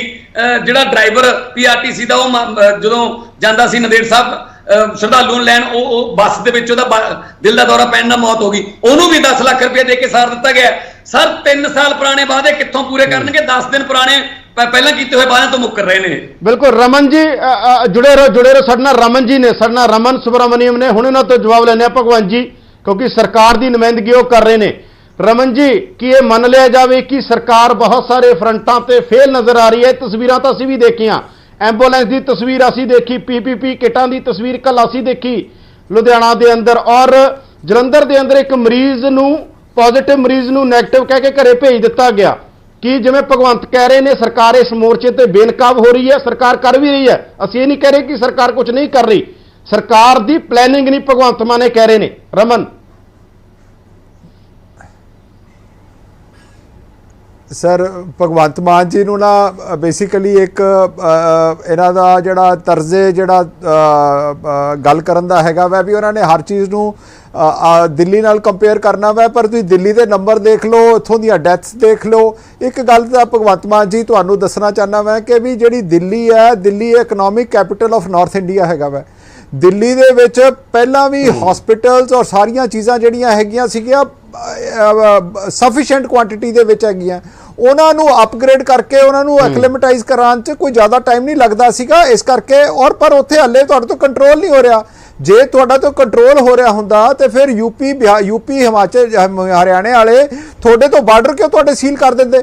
ਉਹ ਪ੍ਰੋਬਲਮ ਰਮਨ ਜੀ ਆਪਾਂ ਇੱਕ ਗੱਲ ਕਰ, ਰਮਨ ਜੀ ਮੈਂ ਥੋੜਾ ਜਿਹਾ ਤੁਹਾਨੂੰ, ਕੋਸ਼ਿਸ਼ ਕਰਦੇ ਰਮਨ ਜੀ ਮੈਂ ਕਹਿ ਰਿਹਾ ਸੀ ਜੇ ਆਪਾਂ ਇਹ ਕਰਾਂਗੇ ਭਗਵੰਤ ਨੇ ਦਿੱਲੀ ਕਹਿਤੀ। ਇੱਕ ਰਮਨ ਜੀ ਭਗਵਾਨ ਜੀ 2 ਮਿੰਟ। ਰਮਨ ਜੀ ਮੈਨੂੰ ਗੱਲ ਕੰਪਲੀਟ ਕਰ ਲੈਣ ਦਿਓ। ਇੱਕ ਮਿੰਟ ਗੱਲ ਰਮਨ ਜੀ ਤੁਸੀਂ ਰੱਖ ਦਿਓ। ਰਮਨ ਜੀ ਮੇਰਾ ਸਵਾਲ ਸੁਣ ਲਓ। ਰਮਨ ਜੀ ਮੇਰੀ ਗੱਲ ਤਾਂ ਸੁਣੋ। ਮੈਂ ਕਹਿ ਰਿਹਾ ਰਮਨ ਜੀ ਕਿ ਇਹ ਗੱਲ ਠੀਕ ਹੈ, ਦਿੱਲੀ, ਇਹਨਾਂ ਨੇ ਦਿੱਲੀ ਕਹਿਤਾ, ਤੁਸੀਂ ਦਿੱਲੀ ਤੋਂ ਅੱਗੇ ਗੱਲ ਆਪਾਂ ਯੂਪੀ ਤੇ ਪਾ ਦਈਏ, ਯੂਪੀ ਤੋਂ ਬਿਹਾਰ ਤੇ ਪਾ ਦਈਏ। ਆਪਾਂ ਇਹ ਕਹਿ ਰਹੇ ਹਾਂ ਕਿ ਕੁਝ ਸਮੱਸਿਆਵਾਂ ਤੁਸੀਂ ਮੰਨਦੇ ਹੋ ਪੰਜਾਬ 'ਚ ਹੈਗੀਆਂ ਨੇ, ਉਹਨਾਂ ਨੂੰ ਸੌਰਟ ਆਊਟ ਕਰਨ ਦੀ ਲੋੜ ਆ। ਆਪਾਂ ਇਹ ਨਾ ਕਰੀਏ ਕਿ ਦਿੱਲੀ ਤੇ ਕਹਿ ਦੇਣ, ਤੁਸੀਂ ਇੱਥੇ ਕਹਿ ਦੋ। ਇਹ ਦੱਸੋ ਰਮਨ ਜੀ, ਆਪਾਂ ਇਹ ਗੱਲ ਦੇ ਉੱਤੇ ਆਈਏ। ਹਾਂ, ਯਾਦਵਿੰਦਰ ਜੀ, ਇਹ ਗੱਲ ਤੁਹਾਡੀ ਯਾਦਵਿੰਦਰ ਜੀ, ਇਹ ਗੱਲ ਤੁਹਾਡੀ ਬਿਲਕੁਲ ਠੀਕ ਹੈ। ਇਹ ਠੀਕ ਹੈ ਕਿ ਇੱਥੇ ਜਿਹੜੀਆਂ ਮੈਂ ਗਾਹੇ ਬਗਾਹੇ ਕਿਤੇ ਅਣਗਹਿਲੀਆਂ ਹੋ ਰਹੀਆਂ, ਪਰ ਉਹਦੇ ਵਿੱਚ ਜਿਹੜਾ ਇਸ ਕ੍ਰਾਈਸਿਸ 'ਚ ਜਿਹੜਾ ਮਿਸ਼ਨਰੀ ਜ਼ੀਲ ਚਾਹੀਦੀ ਸੀਗੀ ਜਾਂ ਮਿਸ਼ਨਰੀ ਜ਼ੀਲ ਜਿਹੜੀ ਚਾਹੀਦੀ ਹੈਗੀ ਹੈ, ਉਹ ਮੈਨੂੰ ਲੱਗਦਾ ਵੈ, ਮੈਂ ਵੀ ਮੰਨਦਾ ਮੈਂ ਵੀ ਲੈਕਿੰਗ ਹੈ, ਪਰ ਗਵਰਨਮੈਂਟ ਦੇ ਲੈਵਲ ਤੇ ਨਹੀਂ, ਇਹ ਇੰਡੀਵਿਜੂਅਲ ਲੈਵਲ ਤੇ ਹੈ। ਇੱਥੇ ਉਹ ਵੀ ਡਾਕਟਰ ਨੇ ਜਿਹੜੇ ਕਿ ਬਹੁਤ ਵਧੀਆ ਕੰਮ ਕਰ ਰਹੇ ਨੇ, ਇੱਥੇ ਉਹ ਵੀ ਪੁਲਿਸ ਆਫੀਸਰ ਨੇ ਜਿਹੜੇ ਅੱਗੇ ਫਰੰਟ ਲਾਈਨ ਤੇ ਜਾ ਕੇ ਕੰਮ ਕਰ ਰਹੇ ਨੇ। ਇੱਕ ਜਿਹੜਾ ਇੱਕ ਜੇ ਐਂਬੂਲੈਂਸ ਦੇ ਵਿੱਚ ਬਾਈ ਚਾਂਸ ਉੱਥੇ ਸਫਾਈ ਨਹੀਂ ਸੀ ਜਾਂ ਕੁਝ ਨਹੀਂ ਸੀ, ਉਹ ਜਰਨਲਾਈਜ਼ ਨਹੀਂ ਹੋ ਸਕਦਾ। ਤੁਸੀਂ ਲੁਧਿਆਣੇ ਆ ਕੇ ਦੇਖੋ ਕਿੰਨਾ ਵਧੀਆ ਅਰੇਂਜਮੈਂਟ ਹੈ। ਇੱਥੇ ਇੱਕ ਬੰਦਾ ਤੁਹਾਡੇ ਕੋਲੇ ਲੋਕੀ ਵੀਡੀਓ ਪਾ ਰਹੇ, ਅੰਦਰੋਂ ਦੀ ਤੁਹਾਨੂੰ ਫੋਟੋਆਂ। ਰਮਨ ਜੀ ਮੈਂ ਇੱਕ ਸਵਾਲ ਛੋਟਾ ਜਿਹਾ, ਰਮਨ ਜੀ ਆ ਕੇ ਸ਼ਾਮਲ ਕਰਨਾ ਸੰਧੂ ਜੀ ਨੂੰ ਤੇ ਚੀਮਾ ਜੀ ਨੂੰ ਤੁਹਾਡੇ ਨਾਲ ਟ੍ਰੀਟਮੈਂਟ ਹੋ ਰਹੀ ਹੈ, ਤੁਸੀਂ ਉਹ ਵੀ ਉਹ ਪੋਜ਼ਿਟਿਵ। ਰਮਨ ਜੀ ਇੱਕ ਛੋਟਾ ਜਿਹਾ ਸਵਾਲ, ਸਾਡਾ ਪੱਖ ਤਾਂ ਰਮਨ ਜੀ ਛੋਟਾ ਜਿਹਾ ਸਵਾਲ ਇਹ ਆ ਤੁਹਾਨੂੰ, ਰਮਨ ਜੀ ਇੱਕ ਛੋਟਾ ਜਿਹਾ ਸਵਾਲ ਇਹ ਆ ਤੁਹਾਨੂੰ, ਆਉਣੇ ਚੀਮਾ ਜੀ ਮੈਂ ਤੁਹਾਡੇ ਕੋਲ। ਰਮਨ ਜੀ ਇੱਕ ਛੋਟਾ ਜਿਹਾ ਸਵਾਲ ਇਹ ਆ ਤੁਹਾਨੂੰ, ਜਿਹੜੀ ਇੱਕ ਗੱਲ ਭਗਵੰਤ ਨੇ ਕਹੀ ਹੈ ਕਿ ਜਦੋਂ ਆਪਾਂ ਲਾਕਡਾਊਨ ਤੇ ਕਰਫਿਊ ਵਧਾ ਰਹੇ ਆ, ਸਾਨੂੰ ਹਸਪਤਾਲ, ਸਾਨੂੰ ਇਸ ਤਰ੍ਹਾਂ ਦੀਆਂ ਸੰਸਥਾਵਾਂ ਬਣਾਉਣੀਆਂ ਚਾਹੀਦੀਆਂ ਜਿੱਥੇ ਬਹੁਤ ਸਾਰੇ ਆਪਾਂ ਬੈੱਡ ਰੱਖ ਲਈਏ, ਜਿੱਥੇ ਆਰਜੀ ਹਸਪੀਟਲ ਬਣਾ ਦਈਏ। ਯਾਨੀ ਜੇ ਕੱਲ ਨੂੰ ਕਰੋਨਾ ਬਹੁਤ ਜ਼ਿਆਦਾ ਵੱਧ ਜੇ, ਜਿਵੇਂ ਮੰਨਿਆ ਜਾ ਰਿਹਾ ਕਿ ਮਈ ਦੇ ਮਹੀਨੇ ਵੱਧ ਸਕਦਾ, ਇਸ ਤਰ੍ਹਾਂ ਦੀਆਂ ਚਰਚਾਵਾਂ ਨੇ, ਤਾਂ ਘੱਟੋ ਘੱਟ ਉਦੋਂ ਆਪਾਂ ਇਹਨੂੰ ਕੰਟਰੋਲ ਕਰਨ ਜੋਗੇ ਹੋਈਏ। ਪਲੈਨਿੰਗ ਇਹ ਕਹਿ ਰਹੇ ਕਿ ਪਲੈਨਿੰਗ ਇਸ ਗੱਲ ਦੀ ਹੋਣੀ ਚਾਹੀਦੀ ਹੈ, ਇਹਦੀ ਪਲੈਨਿੰਗ ਨਹੀਂ ਹੋ ਰਹੀ। ਕਰਫਿਊ ਵਧਾਉਣਾ ਕੋਈ ਹੱਲ ਨਹੀਂ, ਕਰਫਿਊ 'ਚ ਪਲੈਨਿੰਗ ਕਰੋ। ਸਰ ਬਿਲਕੁਲ ਪਲੈਨਿੰਗ ਹੈਗੀ, ਬਿਲਕੁਲ ਪਲੈਨਿੰਗ ਹੈ ਸਰ, ਬਿਲਕੁਲ ਪਲੈਨਿੰਗ ਹੈਗੀ ਹੈ। ਪੰਜਾਬ ਦੇ ਵਿੱਚ ਲਗਭਗ 1 ਲੱਖ ਬੈੱਡ ਜਿਹੜੇ ਆ ਆਈਸੋਲੇਸ਼ਨ ਜਿਹੜੇ ਆ ਪੁਆਇੰਟਸ ਅਸੀਂ ਆਇਡੈਂਟੀਫਾਈ ਕਰ ਲਏ ਹੋਏ ਆ। ਜਿਹੜੇ ਮੈਰੀਟੋਰੀਅਸ ਸਕੂਲਸ ਹੈ, ਕਾਲਜਿਸ ਹੈਗੇ ਆ, ਜਿੱਥੇ ਵੇਕੈਂਟ ਬਿਲਡਿੰਗਸ ਹੈਗੀਆਂ ਵਾ, ਉਹ ਚੀਜ਼ਾਂ 'ਚ ਹੋ ਰਿਹਾ। ਪਰ ਗੱਲ ਇਹ ਹੈ ਨਾ, ਜਿਸ ਤਰ੍ਹਾਂ ਅਰੇਂਜਮੈਂਟਸ ਆਰ ਆਲਰੇਡੀ देयर, मतलब ਇਹ ਨਾ ਕੋਈ ਫੇਜ਼ 1 ਫੇਜ਼ 2, ਤੁਸੀਂ ਸੀਐਮ ਸਾਹਿਬ ਦੀ ਤੁਸੀਂ ਪ੍ਰੈਸ ਕਾਨਫਰੰਸ ਤੁਸੀਂ ਸੁਣੀ ਸੀਗੀ ਕਿ ਅਸੀਂ ਇੰਨੀ ਦੇਰ ਚ 25000, ਇੰਨੇ ਚ 50000, ਫਿਰ ਇੰਨੇ 60000, 1 ਲੱਖ ਬੈੱਡ ਤੱਕ ਅਸੀਂ ਅਰੇਂਜਮੈਂਟ ਕੀਤਾ ਹੋਇਆ ਹੈ। ਇੱਕ ਗੱਲ ਇਹ ਹੈ ਕਿ ਜਿਹੜਾ ਲਾਕਡਾਊਨ ਪੀਰੀਅਡ ਹੈ ਇਹਦੇ ਵਿੱਚ ਅਸੀਂ ਪੀਪੀ ਕਿਟਸ ਚਾਹੇ ਹੋਣ, ਚਾਹੇ ਮਾਸਕਸ ਹੋਣ, ਚਾਹੇ ਹੋਰ ਚੀਜ਼ਾਂ ਹੋਣ ਜਿਹੜੀਆਂ ਪਹਿਲਾਂ ਘਾਟ ਦੇ ਵਿੱਚ ਸੀਗੀਆਂ, ਉਹਨਾਂ ਨੂੰ ਅਰੇਂਜ ਕਰਨ ਦੇ ਵਿੱਚ ਇਹ ਕਾਮਯਾਬ ਹੋਏ ਆ। ਅਸੀਂ ਪੰਜਾਬ ਇਜ਼ ਵਨ ਆਫ ਦਾ ਜਿਹੜਾ ਲੀਡਿੰਗ ਸੂਬਾ ਹੈਗਾ ਵਾ ਜਿਹਦੇ ਵਿੱਚ ਲਾਕਡਾਊਨ ਕਰਕੇ ਅਸੀਂ ਇਸ ਚੀਜ਼ ਦਾ ਸਪਰੈਡ ਰੋਕ ਪਾਏ ਆ। ਇੱਕ ਗੱਲ ਬੜੀ ਸਾਫ਼ ਹੈ ਕਿ ਜਿਹੜੇ ਵੀ ਤੁਸੀਂ ਮਰਜ਼ੀ ਵੱਡੇ ਤੋਂ ਵੱਡੇ ਜਿਹੜਾ ਇਹ ਐਪੀਡੈਮਿਕਸ ਦਾ ਜਿਹੜਾ ਬੰਦਾ ਵਾ ਉਹਨਾਂ ਤੋਂ ਪੁੱਛ ਲਵੋ ਕਿ ਉਹਨਾਂ ਨੇ ਇੱਕ ਗੱਲ ਬਿਲਕੁਲ ਕਲੀਅਰ ਕੀਤੀ ਹੈ ਕਿ ਵੀ ਇਸ ਦੇ ਕੋਲੇ ਅੱਜ ਦੀ ਡੇਟ 'ਚ ਤੁਹਾਡੇ ਕੋਲੇ ਸੋਸ਼ਲ ਡਿਸਟੈਂਸਿੰਗ ਔਰ ਲਾਕਡਾਊਨ ਤੋਂ ਬਿਨਾ ਤੁਹਾਡੇ ਕੋਲੇ ਕੋਈ ਹੋਰ ਚਾਰਾ ਨਹੀਂ ਹੈਗਾ। ਹੁਣ ਗੱਲ ਇਹ ਹੈ ਕਿ ਵੀ ਹੁਣ ਲਾਕਡਾਊਨ ਕਿਵੇਂ ਖੋਲਣਾ ਕੀ ਹੈ, ਐਗਜ਼ਿਟ ਸਟ੍ਰੈਟਜੀ ਜਿਹੜੀ ਰਮਨ ਜੀ ਮੈਂ ਸ਼ਾਮਲ ਕਰਨਾ ਚੀਮਾ ਜੀ, ਕਿਉਂਕਿ ਤੁਹਾਡੀ ਕਾਫੀ ਚਰਚਾ ਹੋ ਗਈ ਦੋਵਾਂ ਦੀ, ਮੈਂ ਚੀਮਾ ਜੀ ਨੂੰ ਸ਼ਾਮਲ ਕਰ ਲਾਂ ਕਿਉਂਕਿ ਉਹ ਵੀ ਇੱਕ ਆਪੋਜੀਸ਼ਨ ਤੇ ਰਾਹ ਪੰਜਾਬ ਦੀ ਰਾਜ ਵੀ ਕੀਤਾ ਉਹਨਾਂ ਨੇ, ਉਹਨਾਂ ਤੋਂ ਵੀ ਪੁੱਛ ਲਈਏ ਕੀ ਕਹਿਣਾ ਚਾਹੁੰਦੇ ਨੇ। ਚੀਮਾ ਜੀ, ਅਕਾਲੀ ਦਲ ਨੂੰ ਕੀ ਲੱਗਦਾ? ਭਗਵੰਤ ਮਾਨ ਨੇ ਸਿੱਧੇ ਸਵਾਲ ਉਠਾਏ ਨੇ ਦਿੱਲੀ ਮਾਡਲ ਨੂੰ ਕੰਪੇਅਰ ਕਰਕੇ, ਹਾਲਾਂਕਿ ਅਸੀਂ ਇਹੀ ਕਹਿੰਦੇ ਆ ਕਿ ਇਹ ਨਾ ਪਾਓ ਕਿ ਇਹ ਗੱਲ ਉਹਦੇ ਤੇ ਪਾ ਦਿਓ, ਉਹ ਗੱਲ ਇਹਦੇ ਤੇ ਪਾ ਦਿਓ। ਇਹ ਭਗਵੰਤ ਹੁਣ ਉਹ ਵੀ ਜਵਾਬ ਦੇਣ, ਰਮਨ ਵੀ ਜਵਾਬ। ਜੀ ਚੀਮਾ ਜੀ ਜੀ ਦੇਖੋ ਗੱਲ ਇਹ ਹੈ ਯਾਦਵਿੰਦਰ ਜੀ, ਵੈਸੇ ਤਾਂ ਗਰਾਊਂਡ ਰਿਪੋਰਟ ਤੁਸੀਂ ਪੇਸ਼ ਕਰ ਦਿੰਦੇ ਤੇ ਨਾ ਭਗਵੰਤ ਮਾਨ ਜੀ ਨੂੰ ਔਖਾ ਹੋਣਾ ਪੈਂਦਾ, ਨਾ ਮੈਨੂੰ ਔਖਾ ਹੋਣਾ ਪੈਂਦਾ, ਕਿਉਂਕਿ ਮੈਂ ਤਾਂ ਹੱਥ ਜੋੜ ਕੇ ਰਮਨ ਜੀ ਨੂੰ ਬੇਨਤੀ ਕਰਦਾ ਕਿ ਮੁੱਖ ਮੰਤਰੀ ਸਾਹਿਬ ਨੂੰ ਸਾਡੇ ਵੱਲੋਂ ਬੇਨਤੀ ਕਰ ਦਿਓ, ਦੋਨਾਂ ਵੱਲੋਂ, ਕਿ ਥੋੜਾ ਬਹੁਤਾ ਪੰਜਾਬ ਤੇ ਤਰਸ ਕਰੋ। ਜੋ ਡਿਸੀਜਨ ਮੁੱਖ ਮੰਤਰੀ ਸਾਹਿਬ ਵੱਲੋਂ ਲਏ ਗਏ ਆ, ਮੇਰੀ ਗੱਲ ਦਾ ਗੁੱਸਾ ਨਾ ਕਰਨ, ਪੰਜਾਬ ਦੇ ਹਿੱਤ ਦੀ ਗੱਲ ਹੈ, ਅਸੀਂ ਹਰ ਪੱਖੋਂ ਉਹਨਾਂ ਨੂੰ ਸਪੋਰਟ ਕਰਦੇ ਹਾਂ, ਲੇਕਿਨ ਜੋ ਕ੍ਰਿਮੀਨਲ ਨੈਗਲੀਜੈਂਸ ਇਸ ਵੇਲੇ ਹੋ ਰਹੀ ਹੈ ਉਹਨੂੰ ਵੀ ਧਿਆਨ ਦੇ ਵਿੱਚ ਲਿਆਉਣਾ ਬੜੀ ਵੱਡੀ ਲੋੜ ਹੈ। ਪਹਿਲੀ ਗੱਲ ਹੈ, ਮੁੱਖ ਮੰਤਰੀ ਸਾਹਿਬ ਨੇ ਕੱਲ 7 ਤੋਂ 11 ਤੱਕ ਛੋਟ ਦੇ ਦਿੱਤੀ। ਆ ਤੁਸੀਂ ਵੀ ਲੋਕਾਂ 'ਚ ਝੂਠੇ ਪਾਓਗੇ ਜਿਹੜਾ ਵਾਰ-ਵਾਰ ਤੁਸੀਂ ਦਿਖਾ ਰਹੇ ਵੀ ਕਿਹਨੂੰ ਛੋਟ ਮਿਲੀ ਹੈ, ਗਰਾਊਂਡ ਤੇ ਜਾ ਕੇ ਦੇਖੋ ਵੀ ਕੀ ਹਾਲ ਆ। ਕਿਸੇ ਡਿਪਟੀ ਕਮਿਸ਼ਨਰ ਨੂੰ ਕਲੀਅਰ ਨਹੀਂ, ਚਲੋ ਸਰਕਾਰ ਦਾ ਪਾਖਾ ਸੀ ਉਹ ਵੀ ਦਿਖਾਉਣਾ ਚੀਮਾ ਜੀ। ਮੁੱਖ ਮੰਤਰੀ ਸਾਹਿਬ ਨੇ ਡੀਸੀ ਨਾਲ ਸਲਾਹ ਕਰੇ ਵੀ ਨਹੀਂ ਕਰਫਿਊ ਦਾ ਵਿੱਚ ਛੋਟ ਦੇਤੀ, ਅੱਜ ਇੱਕ ਸਿਰਫ ਲੁਧਿਆਣਾ ਜ਼ਿਲ੍ਹੇ ਦੇ ਵਿੱਚ ਛੋਟ ਮਿਲੀ ਹੈ, ਬਾਕੀ 19 ਡੀਸੀ ਮੁੱਕਰ ਕੇ ਕਹਿੰਦੇ ਅਸੀਂ ਨਹੀਂ ਛੋਟ ਦਿੰਦੇ। ਫਿਰ ਮੁੱਖ ਮੰਤਰੀ ਸਾਹਿਬ ਕਿੱਥੋਂ ਲੈਂਦੇ ਨੇ ਰਿਪੋਰਟ ਗਰਾਊਂਡ ਦੀ? ਇਹ ਪਹਿਲੀ ਗੱਲ ਹੈ। ਦੇਖੋ ਇਹ ਸੱਚਾਈ ਹੈ ਪੰਜਾਬ ਦੀ, ਤੁਹਾਨੂੰ ਯਾਦਵਿੰਦਰ ਜੀ ਇੰਨੇ ਤੁਸੀਂ ਸੀਨੀਅਰ ਜਰਨਲਿਸਟ ਹੋ, ਸਭ ਤੋਂ ਪਹਿਲਾਂ ਪੇਸ਼ ਕਰਨੀ ਚਾਹੀਦੀ ਹੈ ਕਿ ਮੁੱਖ ਮੰਤਰੀ ਦੀ ਕ੍ਰੈਡੀਬਿਲਿਟੀ ਖਤਮ ਹੋ ਗਈ ਕਿ ਮੁੱਖ ਮੰਤਰੀ ਸਾਹਿਬ ਐਲਾਨ ਕਰ ਰਹੇ ਆ, ਘੰਟੇ ਬਾਅਦ 5 ਡੀਸੀਆਂ ਦੀ ਸਟੇਟਮੈਂਟ ਆ ਜਾਂਦੀ ਹੈ ਕਿ ਅਸੀਂ ਕੋਈ ਢਿੱਲ ਨਹੀਂ ਦੇਣੀ। ਇਹਦਾ ਮਤਲਬ ਹੈ ਨਾ ਕੈਬਨਿਟ ਨੂੰ ਭਰੋਸੇ ਦੇ ਵਿੱਚ ਲੈ ਕੇ ਡਿਸੀਜਨ ਲਏ ਜਾ ਰਹੇ ਆ, ਨਾ ਜਿਹੜੇ ਹੈਗੇ ਆ ਡਿਪਟੀ ਕਮਿਸ਼ਨਰ ਜਿਹੜੇ ਗਰਾਊਂਡ ਦੇ ਵਿੱਚ ਆ, ਜਿਹੜੇ ਸਾਰੀ ਸਥਿਤੀ ਨੂੰ ਟੈਕਲ ਕਰ ਰਹੇ ਆ, ਅਸਲੀ ਜਿਹੜੀ ਕੋਰ ਹੈ ਐਡਮਿਨਿਸਟ੍ਰੇਸ਼ਨ ਦੀ ਜ਼ਿਲ੍ਹੇ ਦੀ, ਨਾ ਉਹਨਾਂ ਨੂੰ ਭਰੋਸੇ ਵਿੱਚ ਲੈ ਕੇ ਕੀਤੇ ਜਾ ਰਿਹਾ। 7 ਤੋਂ 11 ਦੱਸੋ 7 ਵਜੇ ਜੇ ਦੁਕਾਨ ਖੁੱਲਣੀ ਹੈ, 40 ਦਿਨਾਂ ਬਾਅਦ ਦੁਕਾਨ ਖੁੱਲਣੀ ਹੈ, ਉਹਦੀ ਹਾਲਤ ਪੰਜਾਬ ਸਰਕਾਰ ਦੀ ਐਂਬੂਲੈਂਸ ਨਾਲੋਂ ਵੀ ਮਾੜੀ ਹੋਈ ਹੁੰਦੀ ਦੁਕਾਨ ਦੀ। ਕਦੋਂ ਜਾ ਕੇ ਲੋਕੀ ਉੱਥੋਂ ਸੌਦਾ ਲੈਣਗੇ ਤੇ ਕਦੋਂ ਜਾ ਕੇ ਦੁਕਾਨਦਾਰ ਆਪਣੀਆਂ ਸਫਾਈਆਂ ਕਰਨਗੇ?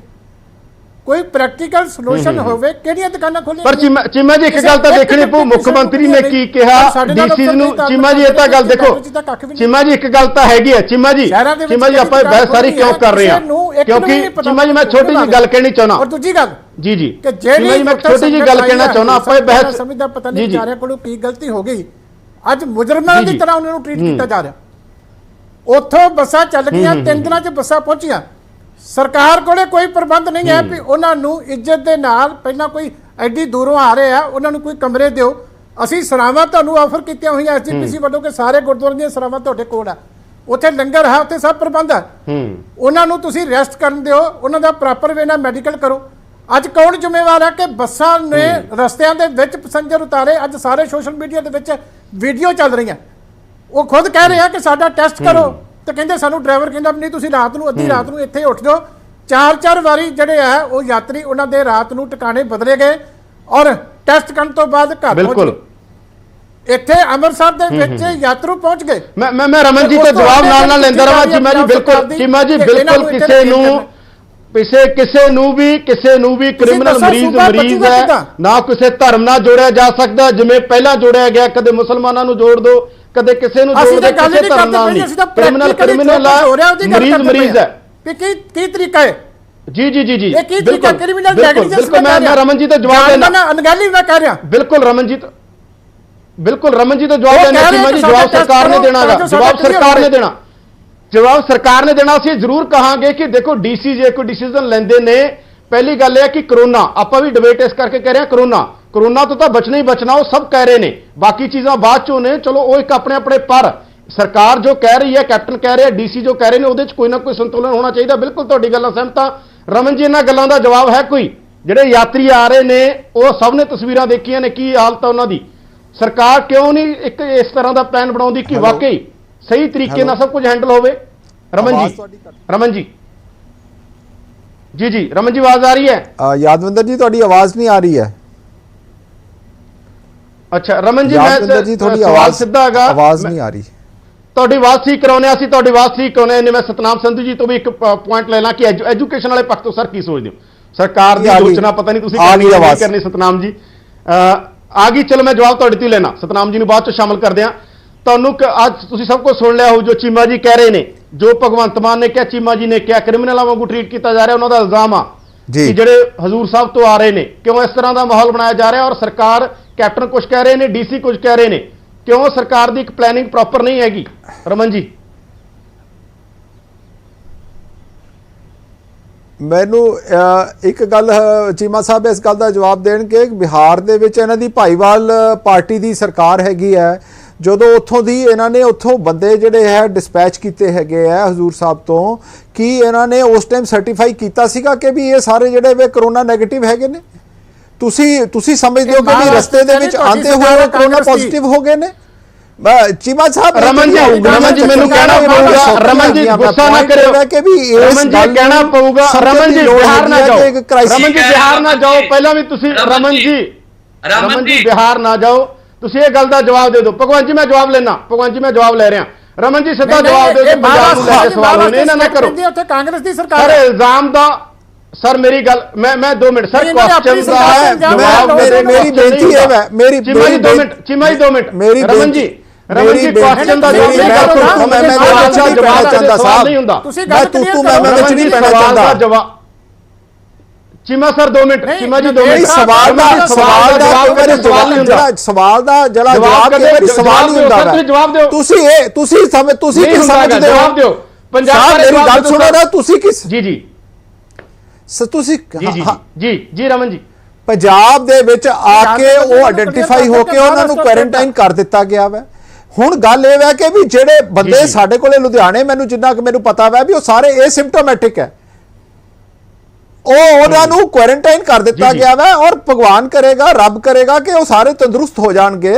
ਪਰ ਇਸ ਟਾਈਮ ਹਲਬਲੀ ਬਚਾਉਣ ਦੀ ਕੋਈ ਲੋੜ ਨਹੀਂ, ਜਿਹੜੀ ਇਸ ਟਾਈਮ ਕਿਸੇ ਵੀ ਸਰਕਾਰ ਕੋਲੇ ਸਟੈਂਡਰਡ ਆਪਰੇਟਿੰਗ ਪ੍ਰੋਸੀਜਰ ਹੈ ਨਹੀਂ ਗੇ। ਸਾਰੀ ਰੋਜ਼ ਇੰਪਰੂਵਾਈਜ਼ੇਸ਼ਨ ਹੋ ਰਹੀ ਹੈ, ਚਾਹੇ ਉਹ ਦਿੱਲੀ ਦੀ ਸਰਕਾਰ ਹੈ, ਚਾਹੇ ਉਹ ਬਿਹਾਰ ਦੀ ਸਰਕਾਰ ਹੈ, ਚਾਹੇ ਉਹ ਹਰਿਆਣੇ ਦੀ ਸਰਕਾਰ ਹੈ। ਤੁਸੀਂ ਇਸ ਚੀਜ਼ ਨੂੰ, ਤੁਸੀਂ ਕਿਸੇ ਦੀ ਇੰਟੈਂਸ਼ਨਸ ਤੇ ਤੁਸੀਂ ਕੁਐਸਚਨ ਮਾਰਕ ਨਾ ਲਾਓ। ਤੁਸੀਂ ਮੇਰੀ ਮੈਂ ਚੀਮਾ ਜੀ ਮੇਰੀ ਗੱਲ ਸੁਣੋ, ਚੀਮਾ ਜੀ ਮੇਰੀ ਗੱਲ ਸੁਣੋ। ਪਰ ਤੁਹਾਡੀ ਭਾਈਵਾਲ ਸਰਕਾਰ ਨੇ ਕਿੰਨੇ ਹਜ਼ਾਰ ਟਨ ਸਾਨੂੰ ਦਾਲ ਦੇਣੀ ਸੀ, ਕਿੰਨੀ ਦਿੱਤੀ ਹੈ 40 ਦਿਨਾਂ ਦੇ ਵਿੱਚ? 10,000 ਟਨ ਤੋਂ ਜ਼ਿਆਦਾ ਦਾਲ ਦੇਣੀ ਸੀ ਲੋਕਾਂ ਨੂੰ ਪੇਟ ਭਰਨ ਲਈ, ਤੁਸੀਂ 2500 ਟਨ ਸਾਰੀ ਦਿੱਤੀ ਹੈਗੀ ਹੈ। ਕਿਉਂ? ਇਹ ਮੈਂ ਇਸ ਤਰ੍ਹਾਂ ਦੇ ਕੁਐਸਚਨ ਮੈਂ ਤੁਹਾਡੇ ਨਾਲ ਨਹੀਂ ਕਰਦਾ ਪਿਆ। ਤੁਹਾਨੂੰ ਪ੍ਰੋਬਲਮ ਹੀ ਸਾਰੀ ਇਸ ਟਾਈਮ ਇਹ ਹੈ ਕਿ ਜਿਹੜੀ ਆਪੋਜੀਸ਼ਨ ਦੀ ਸਰਕਾਰ ਬੜਾ ਅੱਛਾ ਕੰਮ ਕਰ ਰਹੀ ਹੈ, ਠੀਕ ਹੈ, ਇੱਕ ਪ੍ਰੋਬਲਮ ਹੈ, ਇਸ ਪ੍ਰੋਬਲਮ ਨੂੰ ਵੀ ਨਜਿੱਠ ਰਹੇ ਨੇ। ਔਰ ਮੇਰਾ ਗੱਲ ਸੁਣੋ, ਇਹਦੇ ਵਿੱਚ ਅੱਛਾ ਮੇਰੇ ਤੁਸੀਂ ਉਹਨਾਂ ਦੀ ਇੰਨੀ ਹਾਲਤ ਮਾੜੀ ਕਿਉਂ ਕਰ ਦਿੱਤੀ? ਯਾਦਵਿੰਦਰ ਜੀ, ਇੱਕ ਮੇਰਾ ਕੁਐਸਚਨ, ਇੱਕ ਵਾਰੀ ਮੇਰੇ ਜਵਾਬ ਦੇ ਲੈਣ। ਯਾਦਵਿੰਦਰ ਜੀ, ਚੀਮਾ ਸਾਹਿਬ ਨੂੰ ਇਹ ਪੁੱਛ ਲਵੋ, ਚੀਮਾ ਜੀ ਤੋਂ ਇਹ ਪੁੱਛ ਲਵੋ। ਜੀ ਰਮਨ ਜੀ, ਯਾਦਵਿੰਦਰ ਜੀ, ਚੀਮਾ ਸਾਹਿਬ ਨੂੰ ਇਹ ਜਵਾਬ ਪੁੱਛ ਲਵੋ ਕਿ ਇਹਨਾਂ ਦੇ ਜਿਹੜੇ ਪ੍ਰਧਾਨ ਮੰਤਰੀ ਸਾਹਿਬ ਨੇ, ਉਹਨਾਂ ਨੂੰ 30 ਜਨਵਰੀ ਤੱਕ ਪਤਾ ਲੱਗ ਗਿਆ ਸੀਗਾ ਕਿ ਵੀ ਕਰੋਨਾ ਵਾਇਰਸ ਇੱਕ ਪੈਂਡੈਮਿਕ ਬਣ ਰਿਹਾ ਹੈ। ਇਹਨਾਂ ਤੇ ਬਕਾਇਦਾ ਰਾਈਟਿੰਗ ਆ ਗਈ ਹੈ। ਇਹ ਇੱਕ ਪੂਰਾ ਦਾ ਪੂਰਾ ਮਹੀਨਾ ਕੀ ਕਰਦੇ ਰਹੇ ਫਰਵਰੀ ਦਾ, ਕਿ ਜੋ ਇਹਦੇ ਕਰਕੇ ਜੋ ਫਰਵਰੀ ਦੇ ਵਿੱਚ ਤੁਸੀਂ ਲਾਕਡਾਊਨ ਕੀਤਾ ਹੁੰਦਾ, ਪੰਜਾਬ ਹਿੰਦੁਸਤਾਨ ਦੇ ਵਿੱਚ ਨਹੀਂ ਆਣੀ ਸੀ। ਮੁਜਰਮਾਂ ਦੀ ਤਰ੍ਹਾਂ ਉਹਨਾਂ ਨਾਲ ਵਿਵਹਾਰ ਹੋ ਰਿਹਾ, ਕਿਉਂ ਨਹੀਂ ਉਹਨਾਂ ਨੂੰ ਪ੍ਰੋਪਰ ਟ੍ਰੀਟਮੈਂਟ ਦਿੱਤੀ ਜਾ ਰਹੀ? ਤੁਸੀਂ ਇਸ ਤਰ੍ਹਾਂ ਦੀਆਂ ਗੱਲਾਂ ਨਾ ਕਰੋ। ਜਦੋਂ ਤੁਸੀਂ ਉਂਗਲੀਆਂ ਚੁੱਕੋਗੇ ਤੇ ਤੁਹਾਡੇ ਤੇ ਵੀ ਬੜੀਆਂ ਉਂਗਲੀਆਂ ਚੁੱਕੀ ਜਾਣੀਆਂ ਨੇ। ਉਹਨਾਂ ਨੂੰ ਚੰਗੀ ਤਰ੍ਹਾਂ ਦੇ ਨਾਲ ਪ੍ਰਸ਼ਾਦਾ ਤੁਸੀਂ ਮੇਰੀ ਗੱਲ ਹਾਲੇ ਤੱਕ ਤੁਸੀਂ ਅਸੀਂ ਆਫਰ ਕਰਦੇ, ਅਸੀਂ ਜ਼ਿੰਮੇਵਾਰੀ ਲੈਂਦੇ ਆ, ਸਾਨੂੰ ਦਿਓ, ਅਸੀਂ ਸੇਵਾ ਕਰਾਂਗੇ। ਮੈਂ ਬੈਠ ਕੇ ਕਰੂੰਗਾ ਜੇ ਤੁਹਾਨੂੰ ਡਰ ਲੱਗਦਾ ਉਹਨਾਂ ਤੋਂ। ਤਾਂ ਤੁਹਾਡੀ ਸੇਵਾ ਵੀ ਦੇਖੀ ਵੀ ਹੈ ਜੀ ਪਹਿਲਾਂ 10 ਸਾਲ ਤੋਂ। ਭਗਵੰਤ ਮਾਨ ਜੀ ਕਾਂਗਰਸ ਦੀ ਮਤ ਨਾ ਕਰਿਆ ਕਰੋ, ਭਗਵੰਤ ਮਾਨ ਜੀ ਕਾਂਗਰਸ ਦੀ 24 ਘੰਟੇ ਕਾਂਗਰਸ ਦੀ ਮਦਦ ਨਾ ਕਰਿਆ ਕਰੋ। ਕੋਈ ਜ਼ਿੰਮੇਵਾਰੀ ਸਮਝੋ ਆਪਣੀ। ਕਰ ਰਿਹਾ, ਮੈਂ ਕਾਂਗਰਸ ਦੀ ਨਹੀਂ ਕਰ ਤੁਸੀਂ ਰਿਹਾ। ਬੀਜੀ ਹੋ ਕਾਂਗਰਸ ਮਦਦ ਦੀ ਗੱਲ ਨਹੀਂ, ਤੁਸੀਂ ਤਾਂ ਚੀਮਾ ਸਾਹਿਬ ਤੁਸੀਂ ਬਹਿਸ ਕਰਨ ਲੱਗ ਪੈਂਦੇ ਹੋ। ਤੁਸੀਂ ਆਪਣੇ ਗਰੇਬਾਨ ਦੇ ਵਿੱਚ ਜਾ ਹਰ ਕੇ ਰੋਜ਼ ਕਾਂਗਰਸ ਦੀ ਯਾਦ ਤੁਸੀਂ ਕੀ ਜਾ ਕੇ ਉੱਥੇ ਤੁਸੀਂ ਪੰਜਾਬ ਨਹੀਂ ਕਿਹੜਾ ਤੁਸੀਂ ਆ ਕੇ ਕਿਹਾ ਜਾ ਕੇ ਅਸੀਂ ਜਾ ਕੇ ਮੋਦੀ ਸਾਹਿਬ ਨੂੰ ਕੁਝ ਲੈ ਕੇ ਆਵਾਂਗੇ। ਪ੍ਰਧਾਨ ਮੰਤਰੀ ਪੂਰੇ ਦੇਸ਼ ਦਾ ਪਹਿਲਾਂ ਨਾਲੋਂ ਕਾਂਗਰਸ ਪਾਰਟੀ ਦਾ ਕਿਸੇ ਬੀਜੇਪੀ ਜਾਂ ਅਕਾਲੀ ਦਲ ਦੀ ਮੈਂ ਸਪੋਰਟ ਨਹੀਂ ਕਰਦਾ। ਮੈਂ ਲੋਕਾਂ ਦੇ ਹੱਕ 'ਚ ਬੋਲ ਰਿਹਾ। ਲੋਕਾਂ ਦੀ ਗੱਲ ਕਿਰਪਾ ਕਰਕੇ ਇਹ ਨਾ ਕਹੋ ਕਿ ਹੁਣ ਸਾਨੂੰ ਭਗਵਾਨ ਜੀ ਤੁਸੀਂ ਤਾਂ ਇਸ ਗੱਲ ਨੂੰ ਕਹਿ ਰਹੇ ਹੋ ਜਦੋਂ ਲੋਕਾਂ ਨੇ ਨਹੀਂ ਬਿਲਕੁਲ ਭਗਵਾਨ ਜੀ ਦੇਖੋ ਭਗਵਾਨ ਜੀ ਭਗਵਾਨ ਜੀ ਚੀਮਾ ਜੀ ਰਮਨ ਜੀ ਸਾਡੇ ਕੋਲ ਟਾਈਮ ਨਹੀਂ ਸੀ। ਰਮਨ ਸਾਡੇ ਕੋਲ ਟਾਈਮ ਨਹੀਂ ਸੀ। ਸਾਰਿਆਂ ਦੇ ਇੱਕ ਦੂਜੇ ਲਈ ਸਵਾਲ ਨੇ।